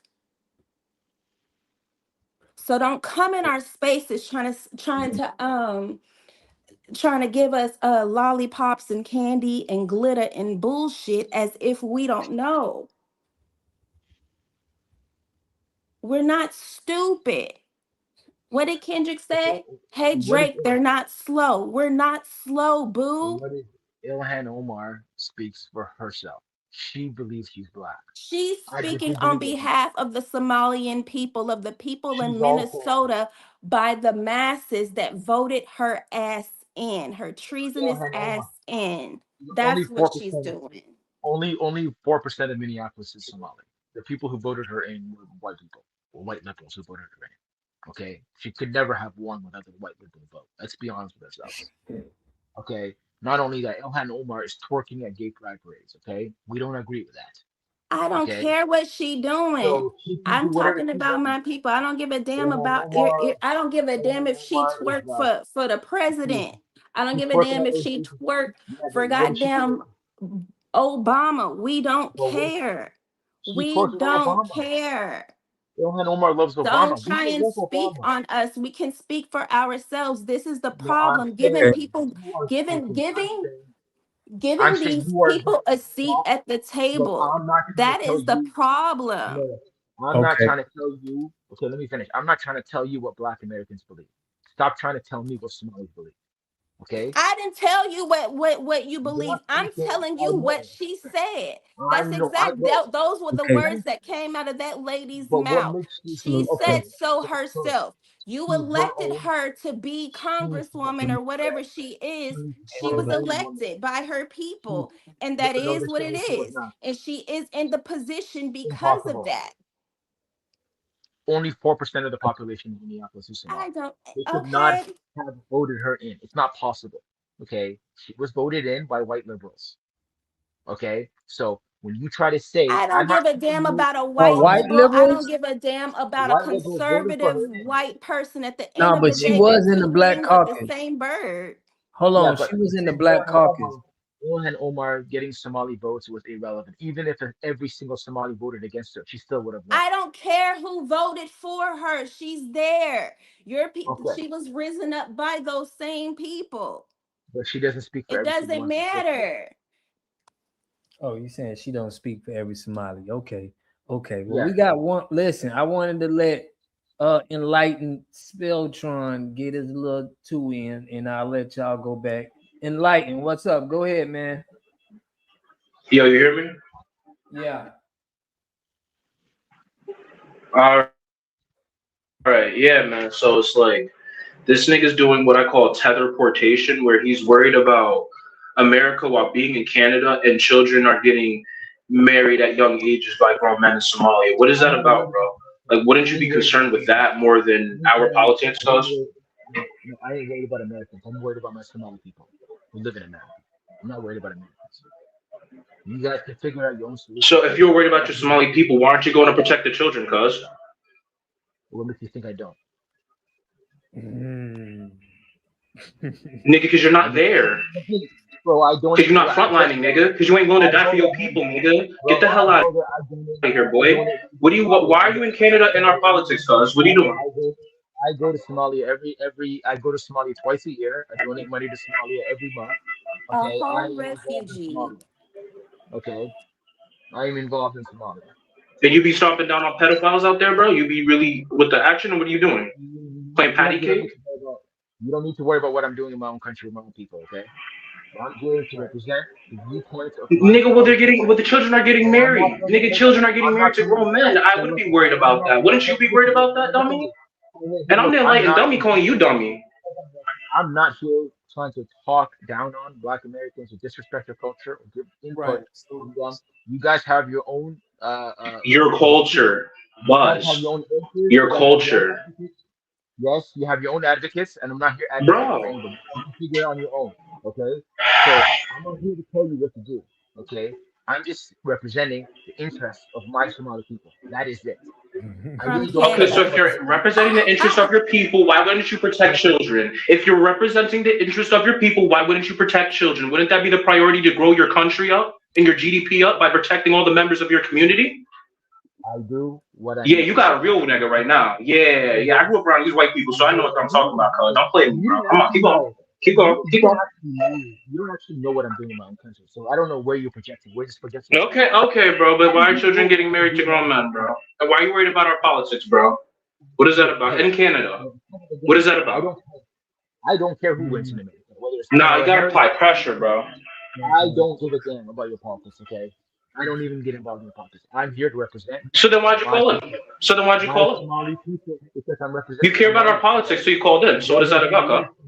Somali people who live in America are my people, not you. Oh my God. Yeah, do you see, guys? Do you see, guys? Do you see this? Yes, he's a whole refugee in Canada. A whole refugee in And not Canada, worried about the what's children, going sister. on in the United States. Instead of his homeland. You're not even worried about what's going on in Canada, bro. I'm worried about Somalis who live in Australia, in Canada, in every country. I'm representing. He's Somalis. worried so you're about teleporting all everybody over the except earth, for the bro. people in his own country. All over the world. Somalis are everywhere. This nigga's the Charlie X. I'm talking about that nigga with the head device and X-Men. You're that for all your people, bro. Worry about what's going down primarily in your homeland with the children, bro. That's the priority. Black Americans, we put up the ass for that boy. We don't play with that boy. I take care of my issues. I donate to my tribe. I go there twice a year. Okay, I advocate for them. You donate in your own family self-interest, bro. That's not talking about your people as a whole. You probably donate to your moms, bro. Stop it, bro. Stop it, bro. You're donating to your moms, bro. Are you gonna no, not my mom. My mom doesn't need my donations. Like I donate to my tribe. Okay. Yes. Yes, bro, but that's not the country. The country has a problem with that whole problem that I'm talking about, bro, and that's the point. But I have. So what's the interest of your people if you're just contributing to such a little tribe? A tribe of how many people? 30 people? No, about 250,000 people. In one tribe. 250,000 tribe. What said the tribe? 250,000 people. And then okay, so then what's the population of that country? What's the population of that country? About 20 million people in Somalia. But then worldwide, we're about. Oh, okay, bro. Yeah, all right. Yeah, all right. I rest my case. I'm gonna shut up now. You can drop me around or mute me or whatever. I'm done. Yeah, I'm done, Zoe. Thank you. No. There's nothing to talk about, bro. There's nothing to talk about, bro. Just mute me. Just mute me. It's okay. I need to mute me. I need to mute myself. Yeah. No, you ain't gotta mute yourself like that. Come on, man. Hey, yeah. But I'm waiting. I'm waiting. Water God, you know I'm ready, and I'm ready. I'm cotton and ready. Okay. Go ahead, man. Let me know what you think. 2 cents. Go ahead. Let me hear it. Hold on. I would recommend that. Oh wait, he talking. Go ahead. Go ahead. Issues. I'm not here degrading Black Americans or talking shit or undermining any of that. Okay. You can't come with respect. I have no issues with Right. America. You coming with respect, man, and we're gonna keep the respect. We ain't gonna keep it, crazy. But yeah, I'm not here disrespecting Black Americans. But at the same time, I'm not gonna accept. But now we're gonna apply pressure though, bro. Straight up. We gonna apply pressure. Nigga, we applying pressure. I don't really care about all this nice white flag shit, bro. We're applying pressure, bro. What are you doing for your dude? What are you doing for your country? How do you know? You don't know me, bro. How do you know what I do for my country? You don't know me, nigga. You don't know me, nigga. Yeah, don't take it. Hey, don't do personal. Yeah. Let's keep it. Yeah. Come on. Yeah. Making no assumptions about what you do. I don't know you. All right, Bro. 2 cents. 2 cents. Go ahead, man. Let me hear what you got. Yeah, man. I've been sitting here listening. Me and my lady, bro. Okay. Here's the reason why. See, I know actually my great grandmother was she's bloodline of an Indian because I'm in North Carolina, and so rightfully so. Now, I understand that aspect. So when I hear people talk about how indigenous they are and they from different tribes, I'm in Texas and I learned about the Oklahoma tribes and stuff like that. And I saw all those Indians over there and it was kind of mind boggling. I don't know if you ever did it, but just do it. But I know these people are for self. Their job is to leave the reservation and extract resources and bring it back to their reservation.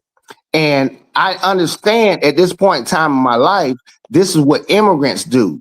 Their job and mission, a lot of them, I ain't saying all of them, is to extract and send back home.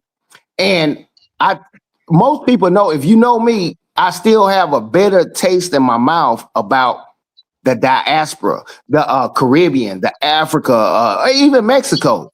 I know for a fact they watched us suffer, not for 10 years, 15 years. I'm talking about for centuries. Tell me the time they sent those war boats from Africa or Jamaica or the Caribbean to protect us or get their people back or even at the very least protect them. Because I know for a fact, I know I was still, and my family was supporting everybody else in the diaspora. There never came, I ain't talking about no exceptions to the rule when it comes to supporting FBAs over here. See, but what they fail to realize is not going to work. LeBron James' father can't come back in the game now that he's successful. Oh my God, it hurt. I know it burned. Africans and Caribbeans, they sent them over. They thought they buried us and they didn't know we were seeds. And we are very successful and we create the culture in a lot of things around the world. I know these things. It took me a long time to understand what was going on. But once you figured out a lot of these people, they're not for you. So why would I fell for the sucker of a Africanism. Yeah. I was wearing what do you call it, little African emblems and stuff. Didn't even know why I was wearing it. And I know how they did us. Now, this is subjective. I'm not every person that's black. Yeah, just take that out of there. So you can get on me about my personal opinion, but I'm just telling you things that I know. They suck at us, and we are suffering from young guys right now. They're not falling for it as much, and people, the presidency and everything, they seen what happened. I'm like, man, you tell me when the last time you seen this African scholarship? They sent a whole bunch of money to your school. It ain't like they ain't got the money. We talking about a continent. We ain't talking about a continent. We talking about a continent, not a country. Tell me the time they did something for you and your people specifically. You've never done anything for you. I know they haven't. Neither has indigenous. When somebody say I'm indigenous and I'm an Indian and shit, that let me know how. I know you don't mess with me. So, cause I know for a fact. I ain't never seen 4 Indians out in public in my area, no more than little people. Tell me the last time you seen 4 little people. They don't mess with you. I keep telling you that. And this is why people are delineating, because they live too long. Like, man, they snaked us, man. Okay, we fell for it. It's over. It's over. These people are very disrespectful. I ain't talking about no one in particular, but they're making it known. I know what immigrants do. I know what indigenous people do. I lived around a reservation. They would damn near cut our head off because we was just talking to their people and stuff like that. These people are not for you. So you got to understand, they're not FBA when you bring people into your home, how forgiving you are. Like somebody shoot up the church and stuff like that. Guess what they do? God bless them. I hope he's this. Man, I know who God made us to be. It hurts. Evil has always wilted when you see good come in the room. And I'm going to stop right there, Water God. I appreciate it. So one guy said she won because of the Somalian vote. It's not possible. Only 4% of Minneapolis is Somali. Another person commented, the person who probably invented Somali is a British guy. It's not true. Somalis are ancient people. You can read up about us if you want to. Go down the Google rabbit hole. Another person asked, did God promise Minnesota to Somalians 3,000 years ago? That's just satire. I mean, it's pretty obvious. We're mocking the whole Israeli claims on Palestine about God promising the Jews Palestine. So a lot of what Somalis are saying about Minnesota is complete satire. Obviously, God did not promise Minnesota to us. These people are just joking. I thought people would be in on the joke, but for some reason, people take that shit seriously. It's not real. Of course not. We're just joking. Okay. That makes sense. There are no Somalis. Hey, your mic, your mic is a little off tonight. I don't know why, but I could hear you. But yeah, power that mic up. Shout out to Lotus Tie. Say it again. Okay. I'm saying Somalis being promised Minnesota is complete satire. It's not real. We're just joking, right? We were just mocking the whole Israeli claims on Palestine. And we're just basically trying to flip it on Trump, so using satire to mock him. That's all it was. Okay. And a lot of the MAGA guys took that shit seriously. Yeah. All right. That's what's up, bro. Yeah. Your mic good right now. I don't know what you did, but it's straight. I took it off the Bluetooth. My Bluetooth is trash. Right. But basically, so you're welcome for the sound check. Sound check. Only 4% of Somalis are Minnesota. Minnesota only has 4% Somali population. It would be impossible for Ilhan Omar to win an election with a Somali vote. Okay, she got a lot of Black Americans who live there who voted for her, as well as white Americans who voted for her. That's why she won. Right. So that's facts. Yeah, that's facts. But the other part was a little subjective. No way she can't or whatever. Yeah, we get it. And we understand where you're going with it. But you gotta understand, I'm too old school, man. A lot of people speak so subjective, personal beliefs, biasness, and personal feelings. It's hard to just let that go through. But yeah, when someone's making a comparison. But I definitely understand where you're coming from. You can't say any possibilities and probabilities does play a factor, and I could definitely lean to where you're going. Yep. Yeah. So basically, when it comes to like how Somalis are, we're just a separate nation in the same way how India is a separate nation, Sri Lanka, whatever, Mongolia, everybody's a separate nation. And it's not hate. It's just we're just different, and nothing wrong with that. Right, and Somalis came to America to get opportunity because their country was under civil war. They went there to make money, to get some careers. A lot of them were engineers or doctors, or maybe they became cab drivers. But they went there for the purposes of raising their kids and making good money. That's what it is. America's the richest country in the world. Wait, Why wouldn't you want to go there? Are you? Oh, wait. You ain't got no accent, but you sound like an anchor baby. Your parents might be Somali. I mean, it's not a knock, even if it is. But I'm like, yeah, you have no Somali type of accent. Are you? Yeah, I'm Canadian.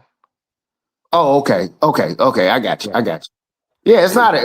Trust me, don't take that as no insult and none of that bull crap. But yeah, you know what time it is, man. It's just like I don't like the fact that people come in my house and try to tell me, man, you need to have green walls and do all this stuff. I'm like, America has allowed that for so long. Now it's rampant. Now you don't squeeze the toothpaste out the tube. It's damn near too late. Man, I wish you would learn and see these other people. I promise you this. These people in Somalia, they rather get unalive before you return them back to there, because I know, man, I've been over there. Man, it's hurtful. It's hurtful when I see these different countries and I know where they have to return to. No. They're not returning to like a Mexican. You returning them back to Cabo or what's a good place in Mexico? Whatever the other good place is. They not returning them there. No. That's like going to Las Vegas. Everybody think Las Vegas is that strip. Get your butt out of the Las Vegas strip and you will see what Las Vegas is about. I'm telling you what I know, not what I think. No, he said he good in Mexico. yeah. Go ahead, Abdul. Excuse me. Yeah, you about to play a Clearwater God? Somebody says go back, Howard. It's like, no, I do go back. Right? I go back and forth, right? I make my money over there. I have a business over there. Right? So I own some farmlands over there. So I do operate over there. I spent a few months in the year in New Jersey, in New York City. And the rest of the time I'm either in Canada or I'm in Somalia. Right. So listen, why don't you lead a cause and letting your people know who in America that, hey man, y'all need to be paying homage and putting on for them FBAs, because they the reason why y'all was supposed to be here. Can you hear me? Shit. Abdul, yeah, we can hear you.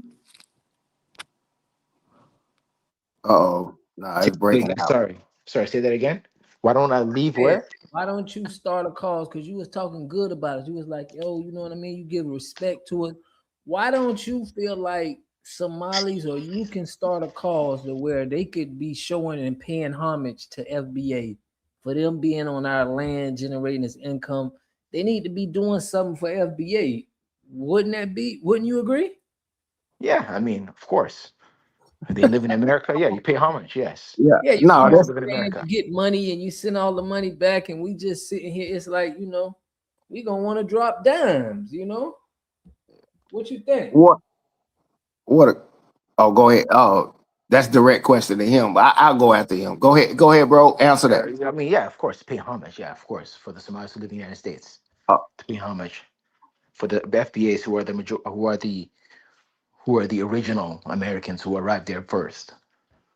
Mm-hmm. Yes. Water God, you know what's crazy?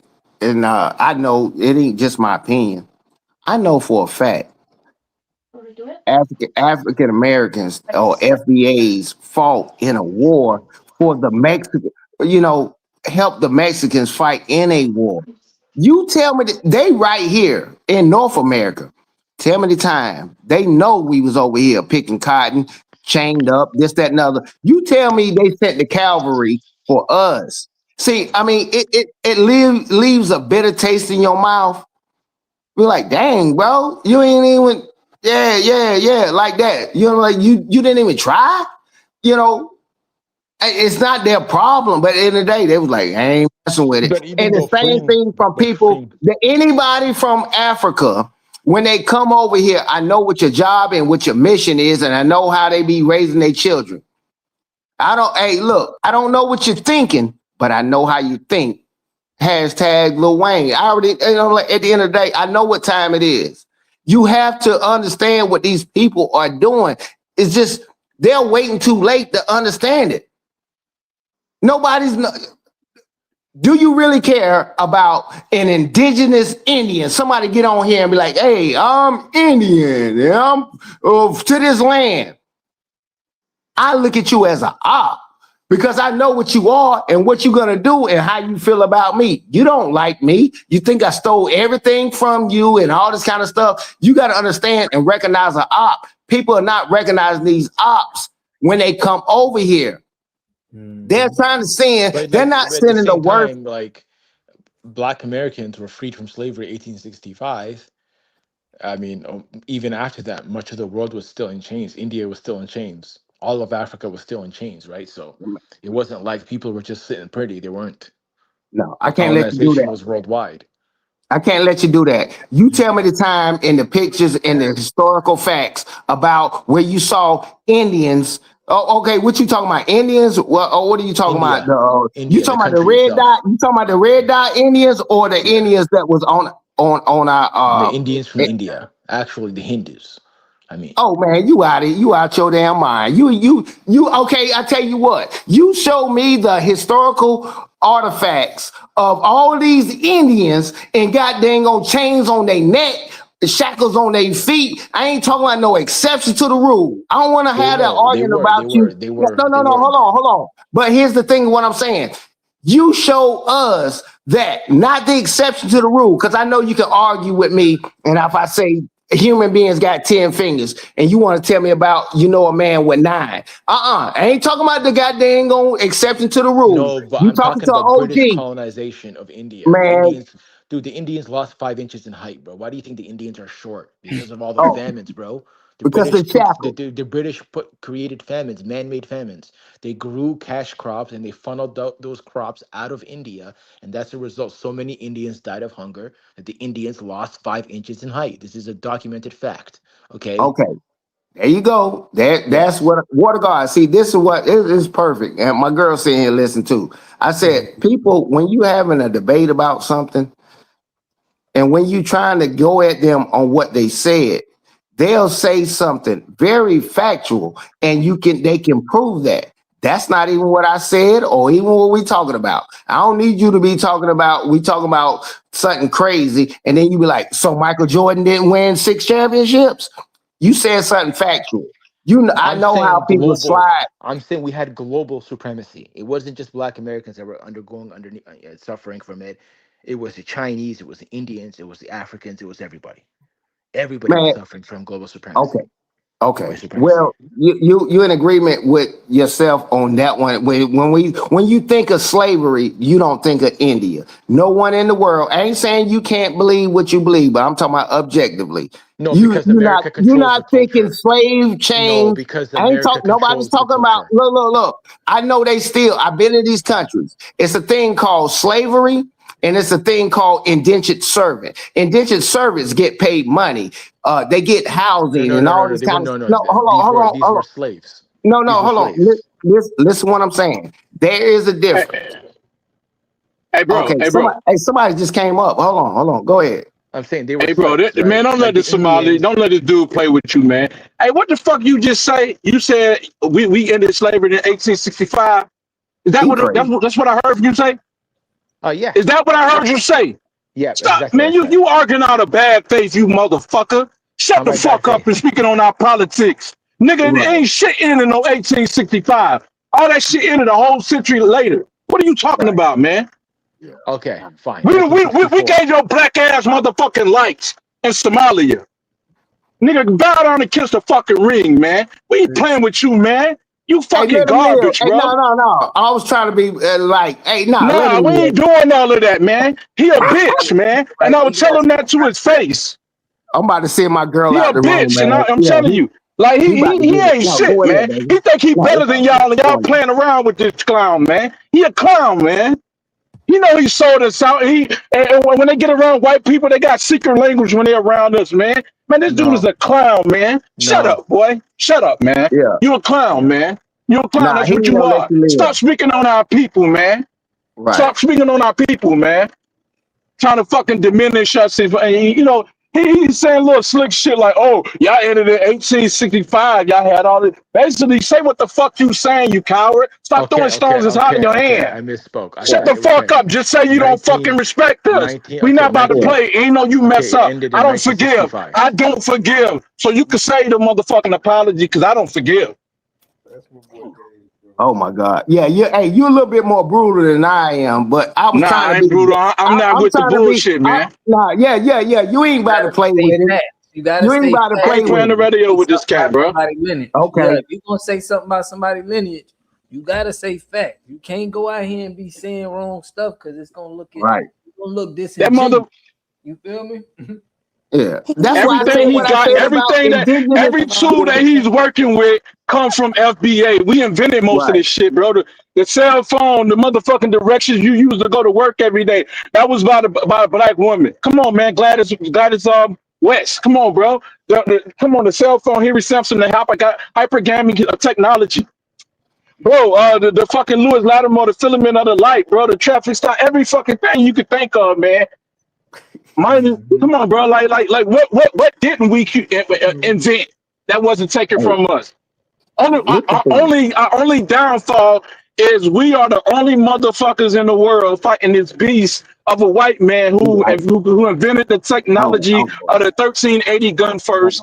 We going against the military, the U.S. military that nobody in the world can defeat. So you can't shame us for that. We right here in the neck of the enemy. And it speaks about it in the Bible too, for those who believe in the Bible. I'm not pushing it on nobody. I'm saying it. But you know what I'm saying? But we right here in the neck of these motherfuckers, and we look white supremacy in the eye, and we tell them about themselves. Y'all get scared because y'all trying to protect y'all livelihood, and y'all trying to brown nose and all of this other bullshit. Come on, man. Miss me with that. We ain't browsing Hey, say your screen name. I can't see it. Hey, bro, yeah, you the type motherfucker. Yeah, I'm gonna move around with. I'll move around with somebody like this. He come on here playing. We could have kept it respectful. I'm like, yo, I like Somalians. I respect Somalians. He could have kept it like that, but he came on here trying to bullshit y'all, man. Right. Okay.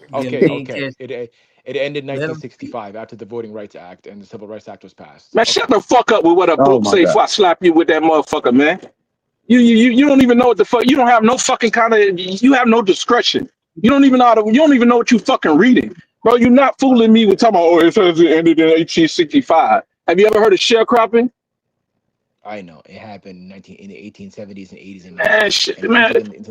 You know. So why didn't you say that a while ago then? So you being dishonest. You just admitting to that now. So you're admitting to being dishonest. Man, shut up. You arguing out of bad faith, man. I'm not arguing out of bad faith. Bro, you are not going to make it to paradise, bro. Trust me. You sold your people out. You sold us out, man. Don't that hurt? You can't tell me, bro. Like that shit don't still bother you to this day. I know that they did what they had to do for the money and put us over here. We were already over here. You're saying why didn't Somalia? They come over here to kick us while we down. That's what they came to do. It ain't nothing spectacular and glorious about y'all. Y'all steal money from the system and everything, and you get on here and deny that shit. Hey, you Google Somalia or go on YouTube. Anything. Fucking clown, man. If he said he's from Somalia, you could have. I don't want to see your fucking eyes. Hey, I tell you like this, my nigga. Look, was still Let going him on see. in Hold on. 1994. I don't want to see his eyes. Man, I you never ain't gonna want tell Africa me ended. nothing about no book when I'm over here living to through the see his live eyes. experience. Yeah, fuck yeah. See, now he done turned me up on this shit. Nigga, all I want to see is the top of your fucking head when you come over here and talk to an FBA. That's how I'm clown, on We man. right now. can't help but see that shit. What you mean? Yeah, You know, clown. I don't want to see his eyes because he know in that I'm gonna go Trump on his ass, shit bag ass country. See, unfortunately for you, I was in the military. I seen your shit bag ass country. The people over here, they don't know. Nigga, I know your shit bag ass country. Right. Let it. Right. Oh, dude, Let's hold let him on. Wait. speak. Let's let him speak. He Hold ain't on, got to hold on, speak. fam. He You shouldn't were in even be Somalia? speaking. Hold on, He you were need in to raise Hey, his Somalia? fucking you done head. turned me up, man. I'm gonna get off in a little bit, man. Yeah. You done turned me up because I Hold wasn't on, gonna hold get on, him my nigga. like Hold he on, hold on, did. hold on. Right. My Let him dude, go. you were in Let Somalia? him go. Yeah. You went to Somalia? He go every year. Who you asking? I'm Did asking you you, you go? said you were in the army. You said you were in the Yeah, army going no, to I ain't say Somalia? I was in the army. I ain't say what branch I was in. Trust me, I've been to the shit big ass countries over So there in Africa. you were in I've been Somalia. over there in Spain.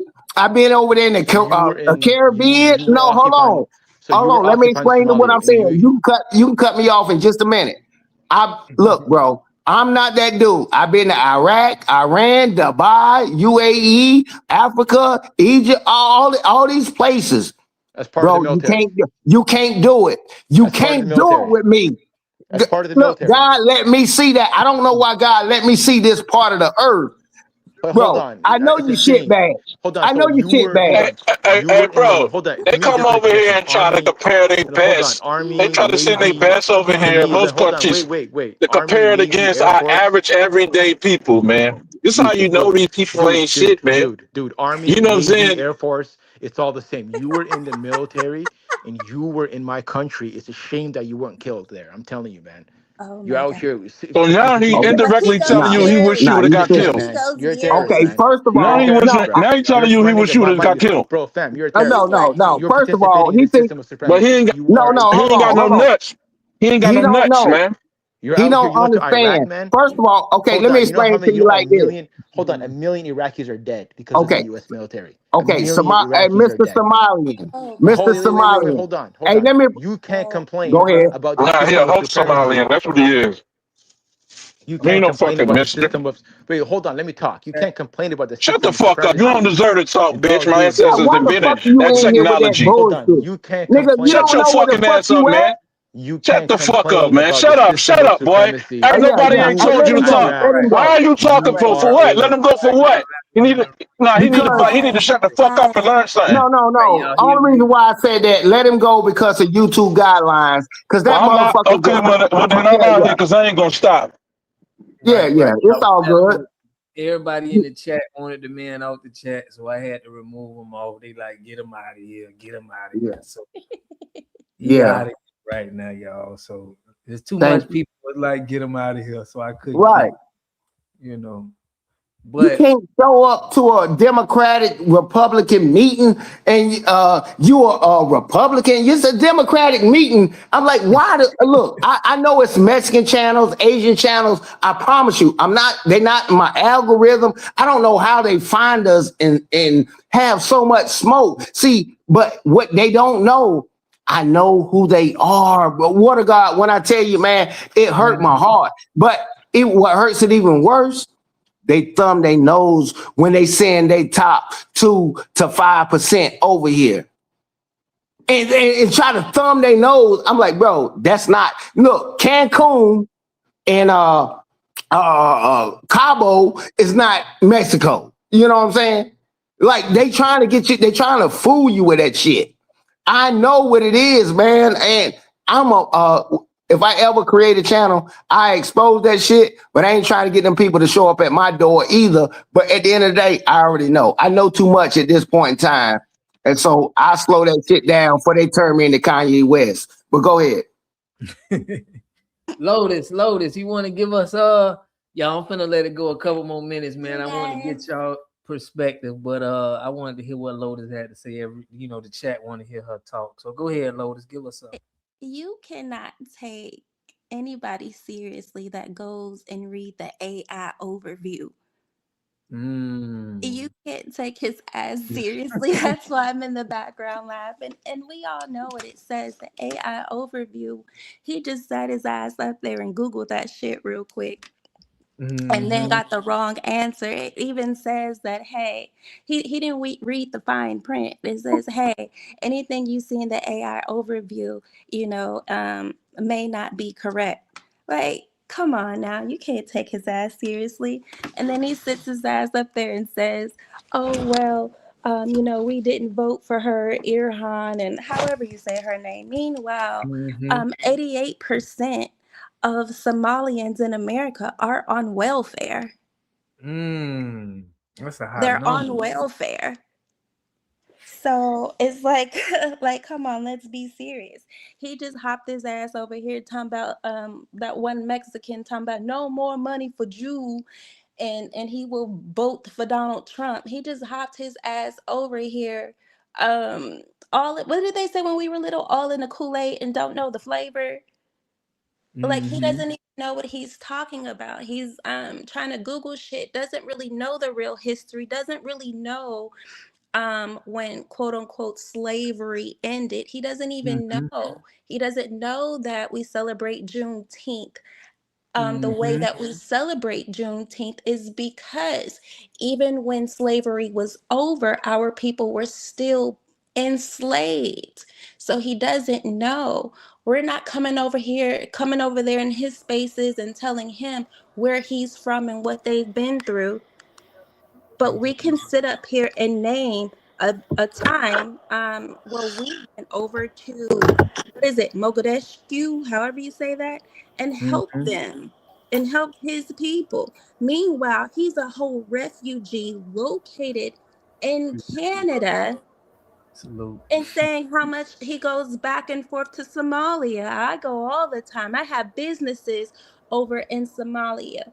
And then wants to tell the guy that was on the panel, you're lucky you didn't even get killed. You're lucky you didn't get killed. Yeah, But you lived. You lived. Right.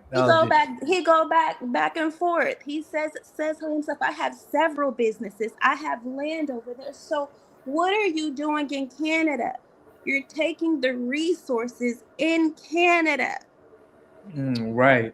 We had to we had to remove him after that. We got Barack O'Drama in, the Pan-Africanist himself. What's up, Barack O'Drama? You came to crash the party. What's good? I'm not no Pan-Africanist. I'm an FBA. I keep telling y'all that shit. Cut that bullshit out. You don't got FBA ideology. My lineage is FBA. Bro, but you said Malcolm X wasn't FBA and Malcolm X FBA, bro. I had to take heat from you because I ain't even hear that. But Malcolm X. I heard Malcolm X wasn't an FBA. But you can't be going off of what you hear. You gotta know what you're saying. No, I mean I'm not a historian like that. I'm just saying my lineage. I'm speaking for myself. I can't speak for. Yeah, I almost got shot. I almost had guns put to me about what you said. I gotta make sure people on my chat saying the right stuff. You said Malcolm X wasn't FBA. I heard he wasn't. You I heard his can't mother. be I heard his saying lineage. what you His lineage isn't. But I mean, it don't make no how difference. dangerous that is, right? No, it's not dangerous to hit. I'm just telling you What what. if I heard you was gay and I was like, man, I heard. Hey, you can hear that. Hey, you And can I'm hear that. saying, I mean, what could I? No, I'm just saying the historians tell me that. When I talk to the people that's experts, and it's not my area. I told you that. Okay. I told you. I said I'm more of a listener than a talker because my dad taught me you can learn more by listening than talking and just put your tidbits in. But that's what I've been listening to you all night. I just wanted to come up here for a second. That's all. I'm just listening. I want to hear you because you claiming it's FBA, but bro, my lineage is FBA. Okay. What? Where's your my lineage? Hold on. Why has he got on a Puerto Rican shirt and flag? Or I mean, you trying to be confusing on purpose? But go ahead. This shirt is comfortable under my hoodie. That's why I threw it on. It's nylon. I know it. I got you. It's all good. Wear what you want. I got on a KKK robe, a Grand Wizard uniform right now.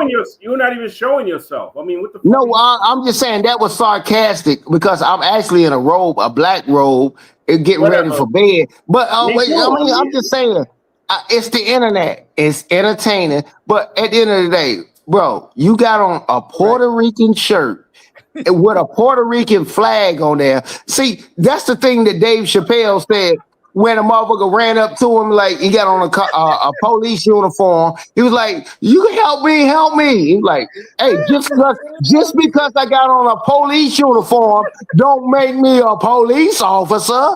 Yeah, come on, man. You trying to be confusing on purpose, but I understand it's the internet and this is your niche. No, it has nothing to do with it. I was listening to the thing all night and I just cut it on. That's all. Okay. Okay. Listening to the lady talk, I was listening to difference of opinions, and I said, let me just cam up for a hot minute. That's all. Okay, I want to hear this. Much respect. Much respect. You got to get your paperwork. But go ahead. I want to hear what you think about this show tonight. Y'all had some good points. I think that homeboy was in too many. The Somalian guy, whatever he was in too many different places. I'm in Canada. I'm going back and forth. He had me confused. I didn't know what he was talking about. I was checking out the young lady that was talking. She was spitting knowledge. I learned I learn a lot. That's what it is for me. I'm learning. I'm not trying to come up here and be Malcolm X. I'm like a student of the game because it's not my area. I just like to listen to like people like you. I listen to different perspectives. Just to see what people, like I said, you can learn more by listening than talking. Right. So you feel like FBA is giving good history lessons on the internet right now? Without question. I'm gonna keep it real with you. Before COVID, I didn't even know what the term meant. Right. I just started hearing it like 2020, like being home quarantine or whatever you want to call it. And up to either the terms, I'm like, oh yeah, that makes sense. That makes sense. That's a good point. But if you're the one talking, you ain't learning nothing. Not you personally, but if I'm the one talking, I can't learn anything. Okay. Right. Well, Like the lady was saying what was going on with the percentages and stuff. I didn't know all of that. I'm just learning that from the lady that was speaking, and then the other guy that had the jokes. He was right about the shirt and everything, but he made a lot of sense. Y'all making a lot of sense to me. Like I learned something every time I cut you on. That's what it is for me. See, that's what I'm talking about. That troll shit, like my man I'm like, he really got on here while we talking some serious shit and put on some Mortal Kombat type joke. I don't know if it's, I didn't get the memo of what it is. How can I take you goddamn serious by anything he's gonna say? It's like that type of stuff like that, man. Yeah, that's why I know. Yeah, it's time to go to sleep. Yeah, that's the type of shit I'm talking about. Yeah, he trolling. Is image is everything to you? Say again? Is image everything to you? No, of course not. Just don't see you saying statements. I understand what you're saying. I'm just asking. No, yes or no, I would say no, it's not everything. Just like inquiry is not the whole end all be all to your credit score. We know the payment information, the payment history and stuff like that. Everything got weight on what you do and how you do it. So for you to ask me that, I was assuming it was rhetorical. I answered that. You got to understand. I asked because I'm not, when I ask a question, I'm not 100% sure the answer. It's not the end all be all. I really thought it was rhetorical, but at the end of the day, I'll answer that question. Yeah, we know that's not the end all be all. Okay, hold on. Let me see what the man in high regards or whatever. Go ahead, the man in high, man. You just got on the chat. Where you calling from? Good evening, a lot of guys. This is the man in the high passive reporting. This who? He tripping, bro. Hey man, watch him, Water God. Hey, he might do something crazy and get you goddamn that alien light bulb. Yeah, he might do something crazy, man. Let's hear him talk. Go ahead, man. Thank you on FBA. It's been a long time, so absolutely proud. Okay. We're the best. We're indigenous to this land. We've always been here. Right. So How you feel about Barack Obama? He got the Puerto Rican shirt on back there. You say he FBA. He say he's standing on FBA business. How you feel about that? Time's up, Tether. What? No. He trolling, man. Hey, you gotta watch people like that. Get on your stream. I saw a guy stand up and expose himself and get you a strike on your page because what would be the purpose? As if you can't just put an avatar up there. He want to be silly and get on here in a damn Mortal Kombat mask and stuff like that. You can do what you want to do, but at the end of the day, I'm like, bro, whether you a paid participant, I don't know. I didn't get the memo, but look, I'm way too old to play those foolish games. Water He God. playing foolish games, man. He worse than the Water God. Somalian dude. Yeah. Water God, you have seen me before as Doge. Yeah, that's Doge. Yeah, he sounds like Doge. That's what they said. However, Doge. That's Doge. However, I'm putting cases on all you tethers. Alligator Alcatraz, shoe program, Tether.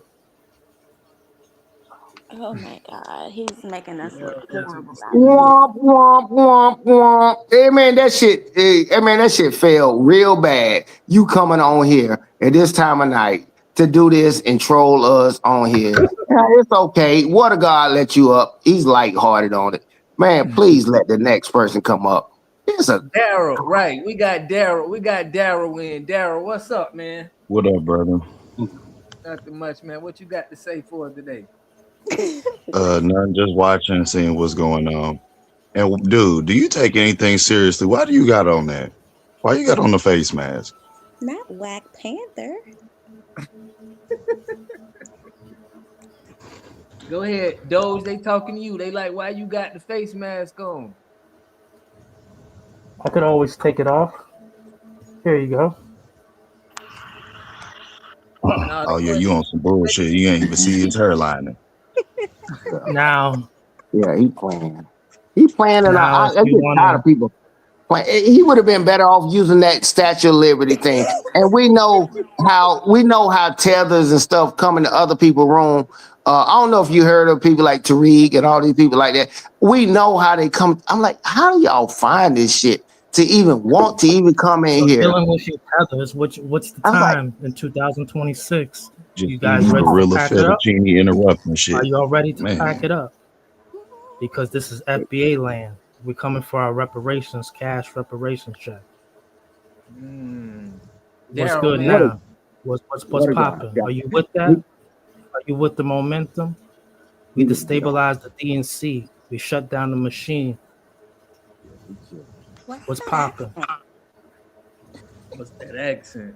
Man, if this shit ain't the most random, Water God, you got a lot of patience. Bro, you might be a surgeon and don't even know. Are you about your FBA business? Yes or no? Listen to this one. Oh my God. You asking me or the nigga with the But mask? Water God, you inviting people on the program who are not about the FBA business. What happened? This motherfucker come on here. First of all, FBA people ain't getting on the goddamn internet with a mask. At the very least, we use an avatar. I'm like, Yeah, that's see, a whole you ass African suspect. man. Dude, this joker is so suspect. You know what I'm saying? Like I said, Water God, it's your show. We know what he doing. He trying to troll us. He trolling, and he's distracted. And it's all good. Okay, we Are we got gonna talk Daryl on. FBA business? Yes or no? Because it seemed like Hold on, we you got got Daryl. wanna some say Pan something, man. African trolls up in here on your Oh yeah, panel. we do. He said he ain't Pan African, but let's let Daryl get off, man. Taking medicine today. Yeah, you sound like a Pan African troll, sir. That do sound true, but I was gonna say, so yeah, y'all did hear about all that. What time did all that even happen in Australia? I just got off work and heard that shit happen. Happened Yeah, happened that. 24 hours ago, Oh, yeah. midnight, last night. So it was true that it was like a father In and our son. time, but it was bright daylight during their time. It was they're an hour ahead of us, right? I mean, they're a day ahead of us, basically. Oh yeah, you right. They're like I ain't thinking 20 about it hours that way. ahead of us. Yeah. Hey, Water God, here's the thing about it. What's crazy. I did this shit when I was younger.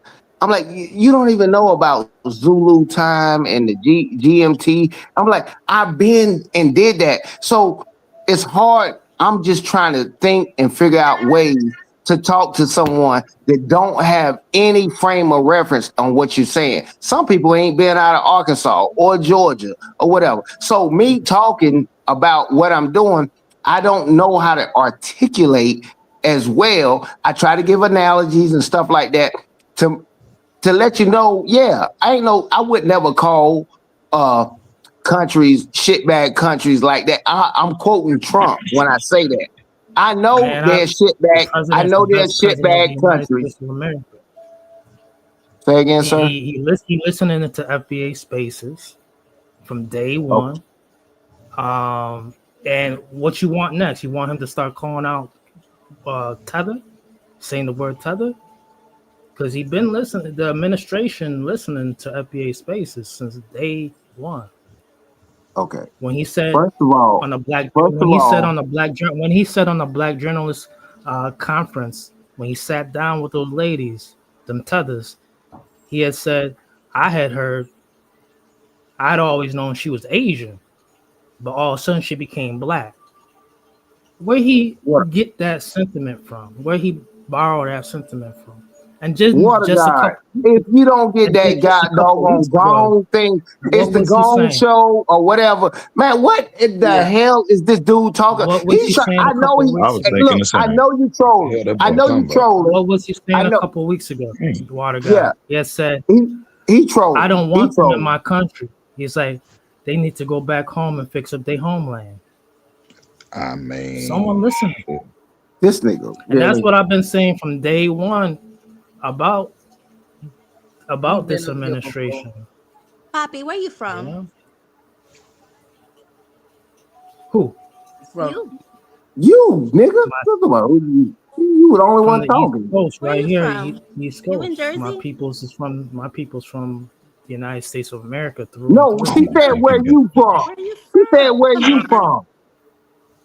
I'm from the United States of America. Where the land I he love. playing games. What about this nigga goofball? Right, look. You in Jersey? Yeah, this nigga said I'm from the United States. They don't even work.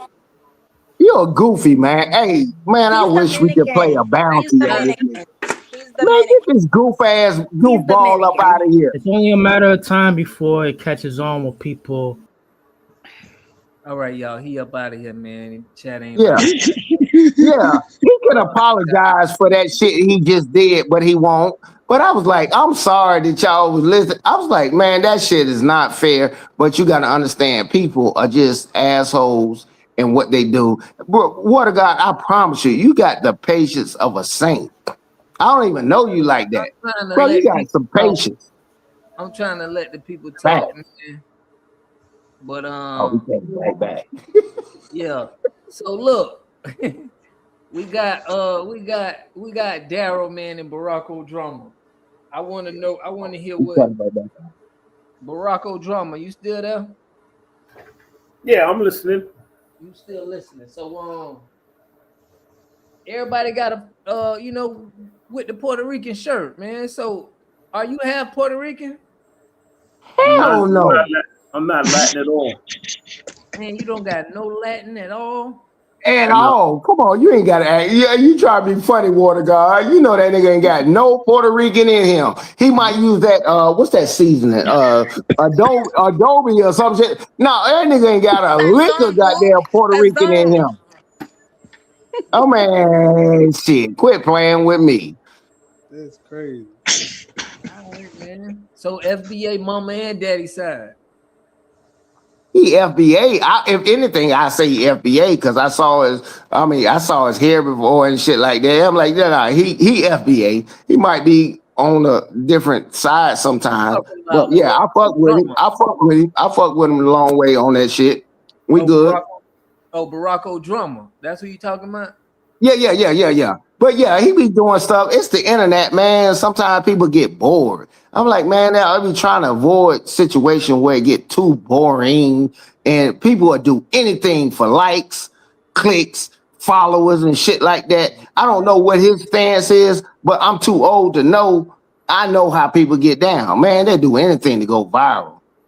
That nigga know he ain't Puerto Rican. If he ain't telling you right now, he got a Puerto Rican. If he ain't got a Puerto Rican child and his woman Puerto Rican, he's suspect as hell, just like the rest of the motherfuckers that come in here. But I'm saying he FBA, but this is his second time we seen him wearing like a flag or a Puerto Rican something like. This is the second time we seen something, a flag or a shirt that got another country in. Do anything for likes and views and followers. First of all, Puerto Rico is part of America. It's not another country. No.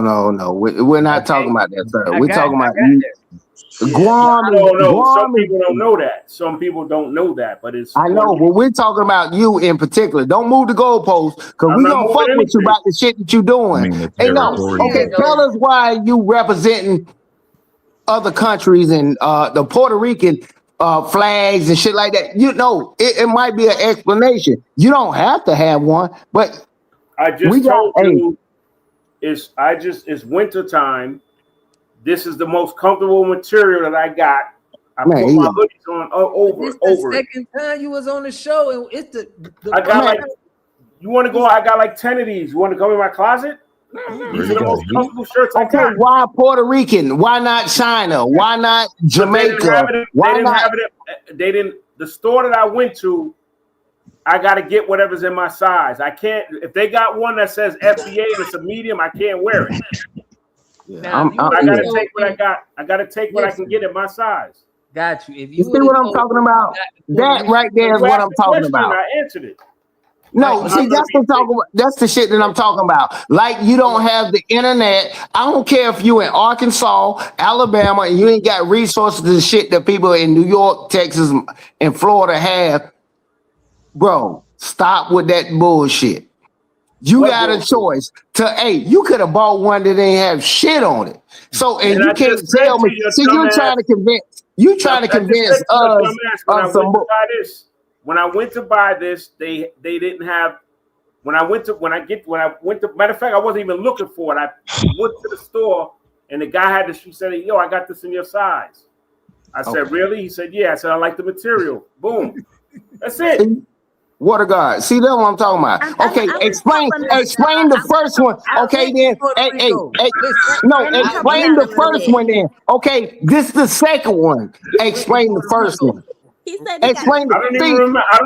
I mean, you got a better memory than me. I don't even remember what I was wearing. I don't remember what I was wearing last time. I don't remember. You ever been to Puerto Rico? Yeah.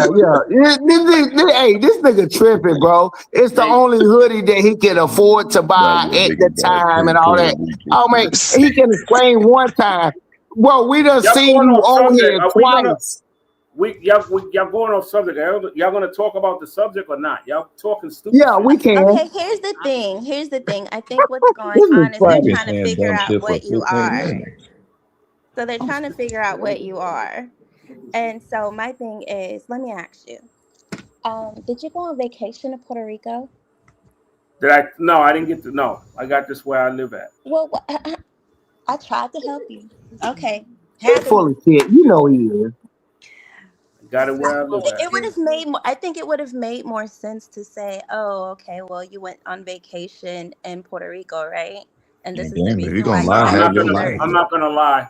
I don't do that. I do it. Nobody. Okay. I was in Puerto Rico for a week. I ain't getting out one shirt. No, hey, what state are you in? Okay, since he don't have access to it, ask him. Hey, bro. Hey, what state you in? What state you in? You ain't got to dox your city. I'm in a state of shock. Okay, there you go. Like that last dude, they trolling. He don't even want to say where he's from. New York. Yo. He from New York, but my man, shut the fuck up. You a goddamn goofball. You gonna tell me he's from New York when you got access to every guy? All 5 boroughs got that shit, nigga. Unless you telling me you upstate, unless you telling me you upstate New York, you in Buffalo, and even in Buffalo, nigga, you can get goddamn hoodies. It's cold up there. You in here playing in our face.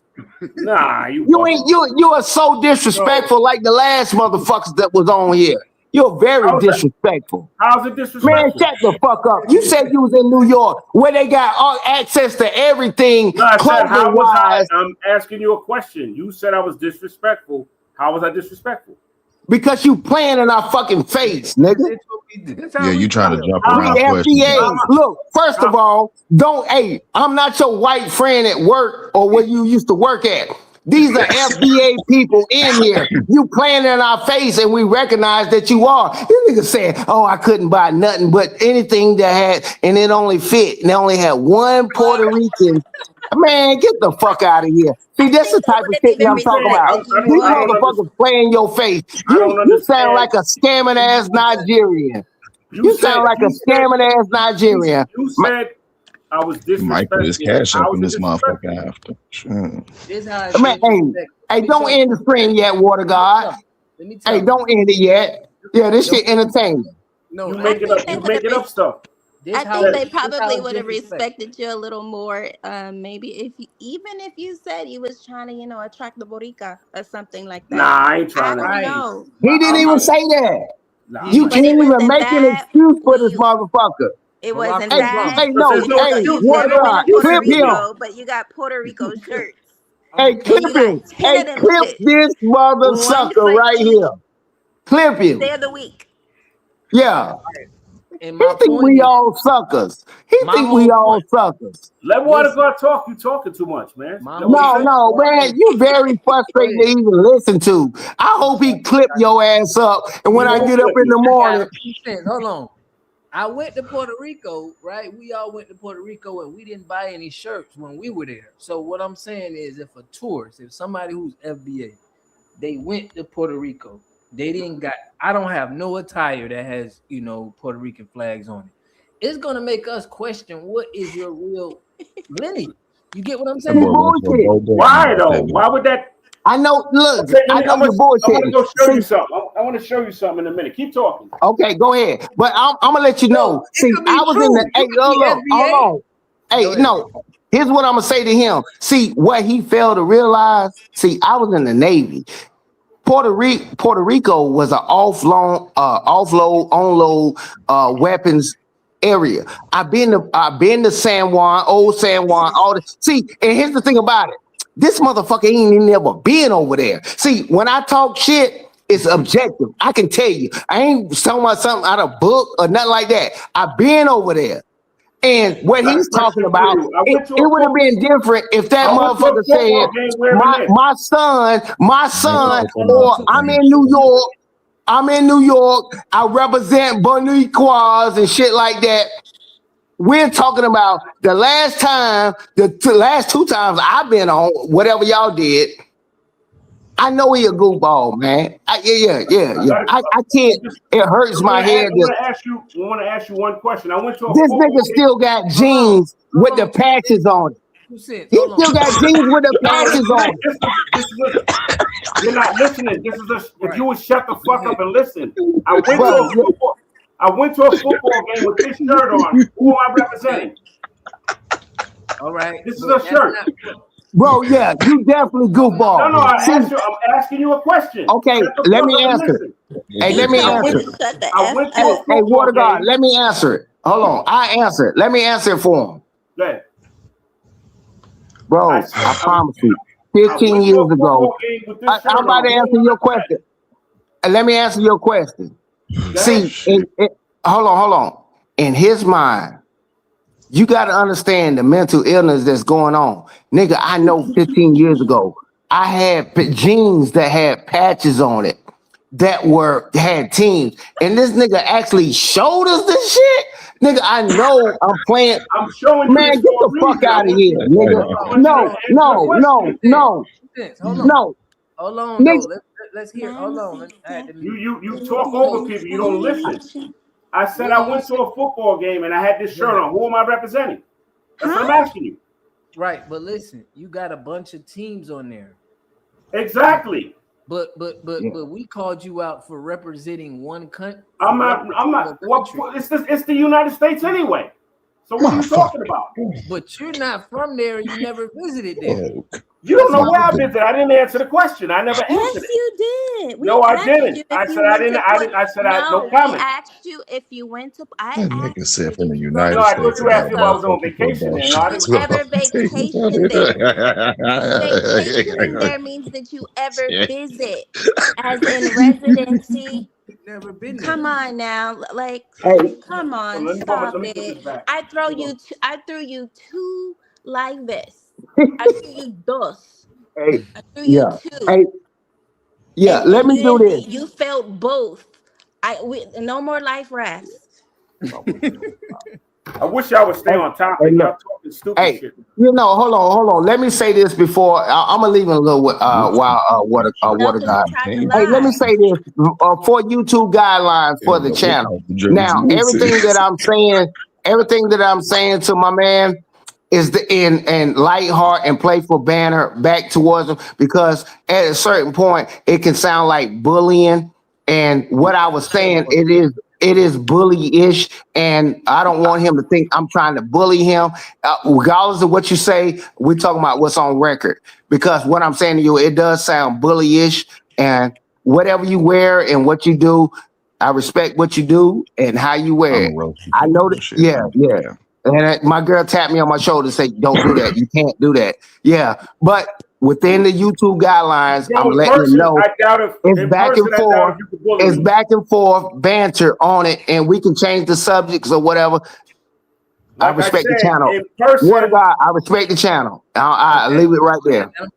and I'm going to respond to that. In person, the type of goons I hang around, I'm not worried about none of y'all bullying me. That's all I'm going to say to that. Trust me on that one.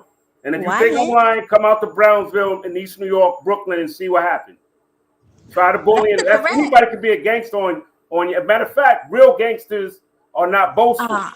Real killers slide like the shooters that up what happened up here in where was that? Whatever country that is. That's how real killers move. They don't be on social media running their mouth and all that. You talking about Word of God, change the subject. Hey, no. No. Hey, I want to stay on topic. no, don't let him do that. Don't let him do that. Don't let him do it. I think Stay on topic. Real bad boys move like those guys move. That's how real bad boys don't be on social media yelling and screaming. They don't move you're like like that. 55 years old trying to do young YN stuff. Come on Yeah. now. Let's No. Hey, Water God, hey, change it up. Hey, Water God, change it up, man. I'm getting tapped on my shoulder. That's how real bad boys move in silence. I'm getting tapped. Bad boys? Yes. No. God. Hey, change it up, Water God. Hey, I promise you. Just do it. Please. I'm just saying. Because you stay within the guidelines. You know how this shit go, bro. Yeah. This whole conversation started from the Puerto Rican gear he was wearing. That's the only. We not saying we don't got no problems with nobody who wear Puerto Rican clothes. We just find that it's just a little. Yeah, but Puerto Rico is part of America, and the Black Library in Harlem, the guy Schomburg kid. Let me finish. The Schomburg Library is a Puerto Rican. Do your research. Where'd you find a shirt with 42 teams? But what'd you say? What did you say?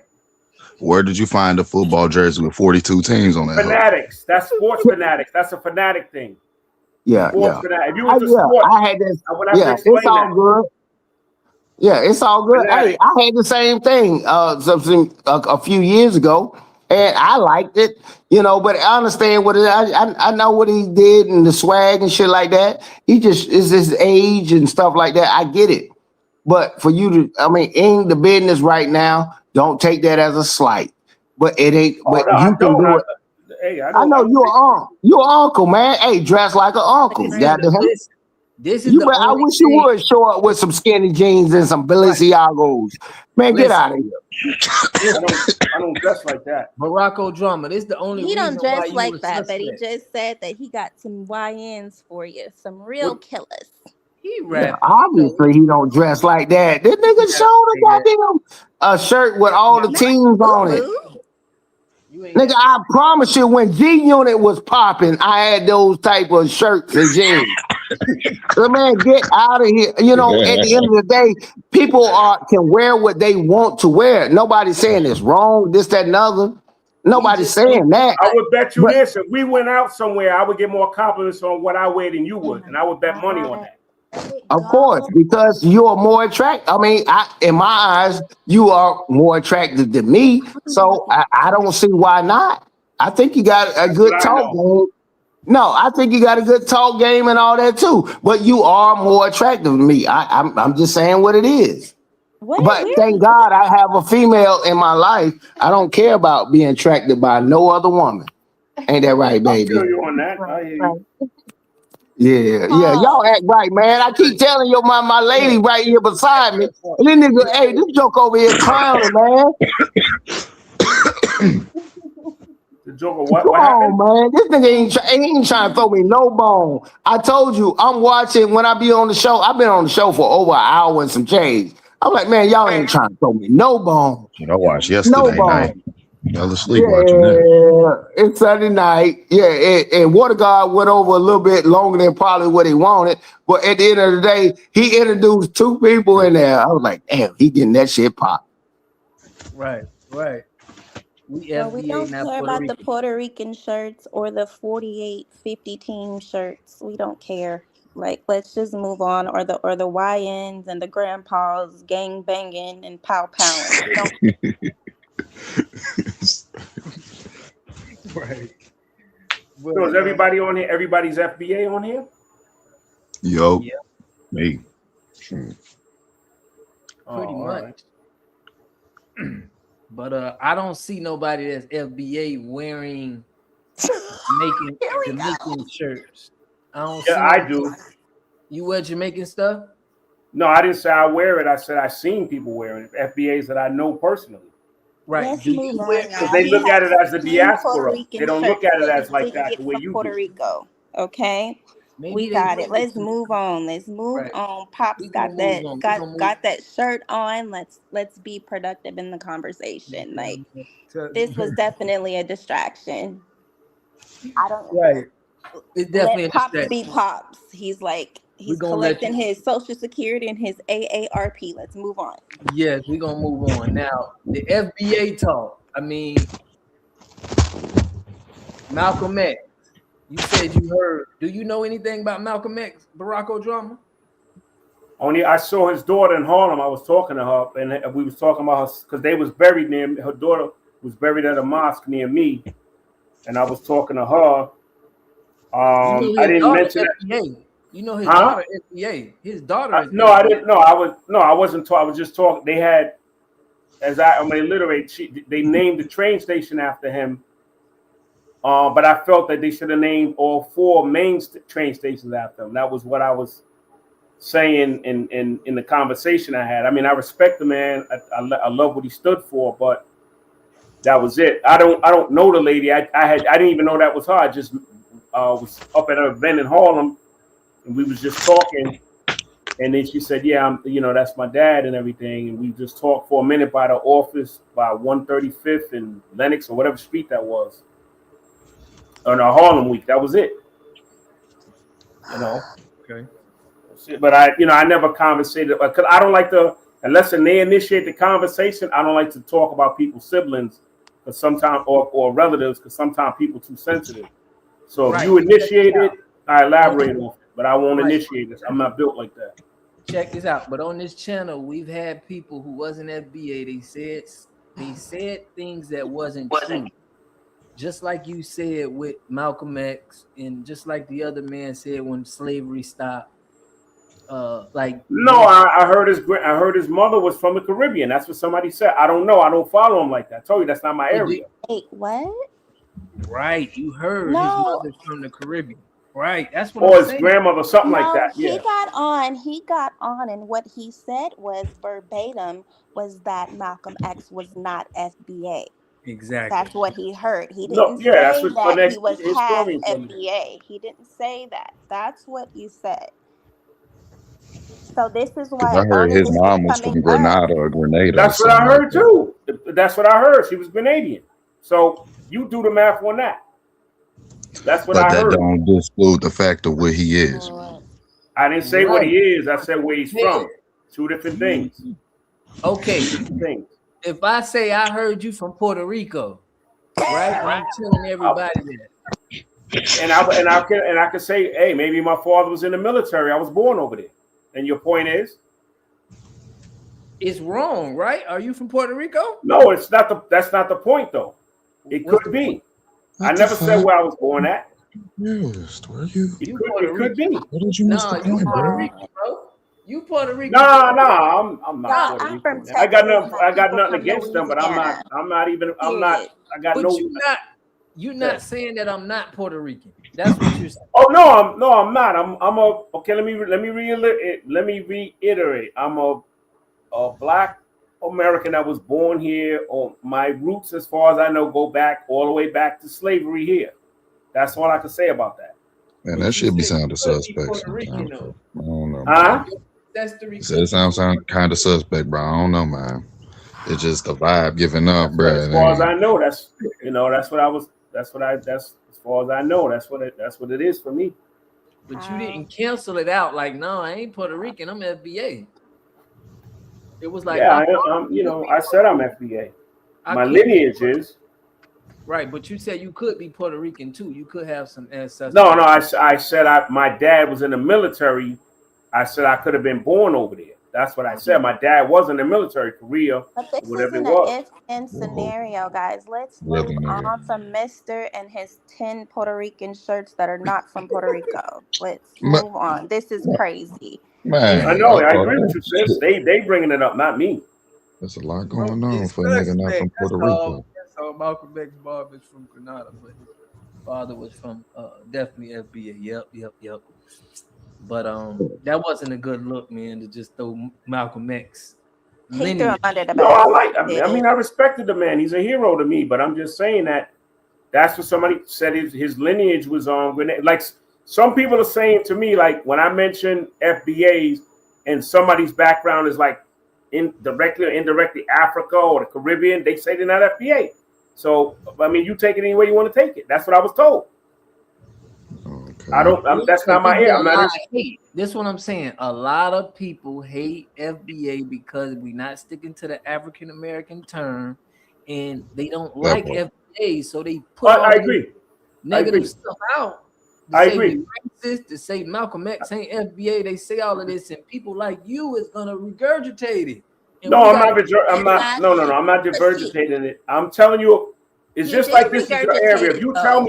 If you tell me something and somebody asks me if it's your area, I'm gonna say, yeah, that's what Water Guard said. Mhm. You know what I'm saying? That's what not that it's a lie or it's misinformation. I'm gonna say that's not my area. That's his area, and that's what he told me. Mm-hmm. Yes, it's not my area. I won't get up here and debate you on certain historic things. I would debate you on sports or something, but I wouldn't debate you on like this is not my area. I'm more of a listener than a talker, unless it's addressed something or I'm familiar with.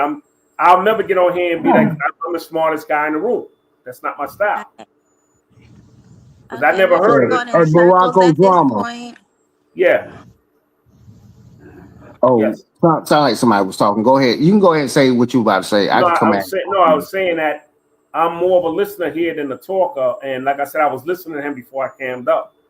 And I said that, if you get into something I might know about, I might cam and throw my 2 cents in or throw in what I might have heard. But it's not really my area. Like I said, that the term for me Right. personally, before We got it. 2020. Yes. We got it. And I'm not trying to be funny, but we understand you. You're like it's kind of going in circles, and you're just kind of Exactly. regurgitating and restating what you've been saying. Like since you got on, we got it. So we're past it. We get it. Agreed. Let's just move on. Let's kill it. Like it's really killing the vibe here. Yeah, hey, I just wish you had more. Yeah, at the end of the day, I just wish you had more friends. At the end of the day, on what it is, for you to even get and show us a shirt that had the. See, I remember I just went in the closet. I was trying to find those jeans that I bought. They cost hundreds of dollars. They had patches on it like that. Wait, you talking about them Jabot jeans? No, not Jabot. I'm talking about it was a jean. It had team logos all over the pants, and he got the shirt to it. See, you probably have I the mean, I don't basketball. know, That's man. Maybe you got to have some people to tell you, some nephews to tell you, hey, I got this for you. I'ma bless you. I'ma bless you with this. I'ma bless you with that. Cause I know you got the money to get it. You just don't know what to get. Yeah, you can't unlame a motherfucker. You can't. That's one thing you can't do. But I can still put you in. I can make you look like Russell Simmons. Pants, huh? Depends on the occasion. Hey man, we old, bro. We old. Let it go. Let it go. But don't do that shit no more. I'm a friend of yours now. Hey, I promise you. Don't. I promise you. Do not wear that mother. It's a collector's item. It's a collector's item. I wear it if I'm going somewhere. I haven't worn that thing since last season. Oh my god. Oh, this nigga said he wore that shit last year. Oh, what the fuck? Man, I'm about to lose my mind. You in New York? Nigga, you are not in New York. I said I went to a game and I wore it. Okay. I got you. Special occasions, throwback and stuff like that. But bro, New York is the mecca of fashions and stuff like that. And then you got Atlanta, and we do our thing in Louisiana, Texas, and stuff. We got a swag that we do. At the end of the day, I'm just telling you, as a YouTube friend. Yes, sir. No, sir. I don't care if you put a collar, like an Oxford collar, under that red shit that you had, whatever. It's still fly. It's throwback. I remember it. It's nostalgic. But you got to understand, what era we living in. It is what it is. And everybody do what they want. Man, come on, man. Everybody do what they want. His shirt to that shit. Let's move on. Like, nah. We done with the life Water raft. guy be dropping them gems. And Shit. the water Look, too. We're done. Y'all listen, I'm gonna go over this. I want to get individually what y'all think about this. We're gonna play this quick little video and we're gonna jump back in. Let me see what y'all think about it. Footage capturing the moment gunmen opened fire Sunday during a Jewish holiday celebration at Sydney's Bondi Beach, as many gathered to celebrate the first day of Hanukkah. There was about to be a public menorah lighting, the first night of the Jewish holiday, and the gunmen were just shooting at those who were there. Video taken by witnesses prior to the attack showing a celebration, people relaxing and dancing, suddenly turning chaotic. Hundreds of people running for cover as the shots rang out. Video shared with ABC News shows a heroic bystander wrestling a gun away from one of the shooters, warning the video is graphic. He's a hero, 100%.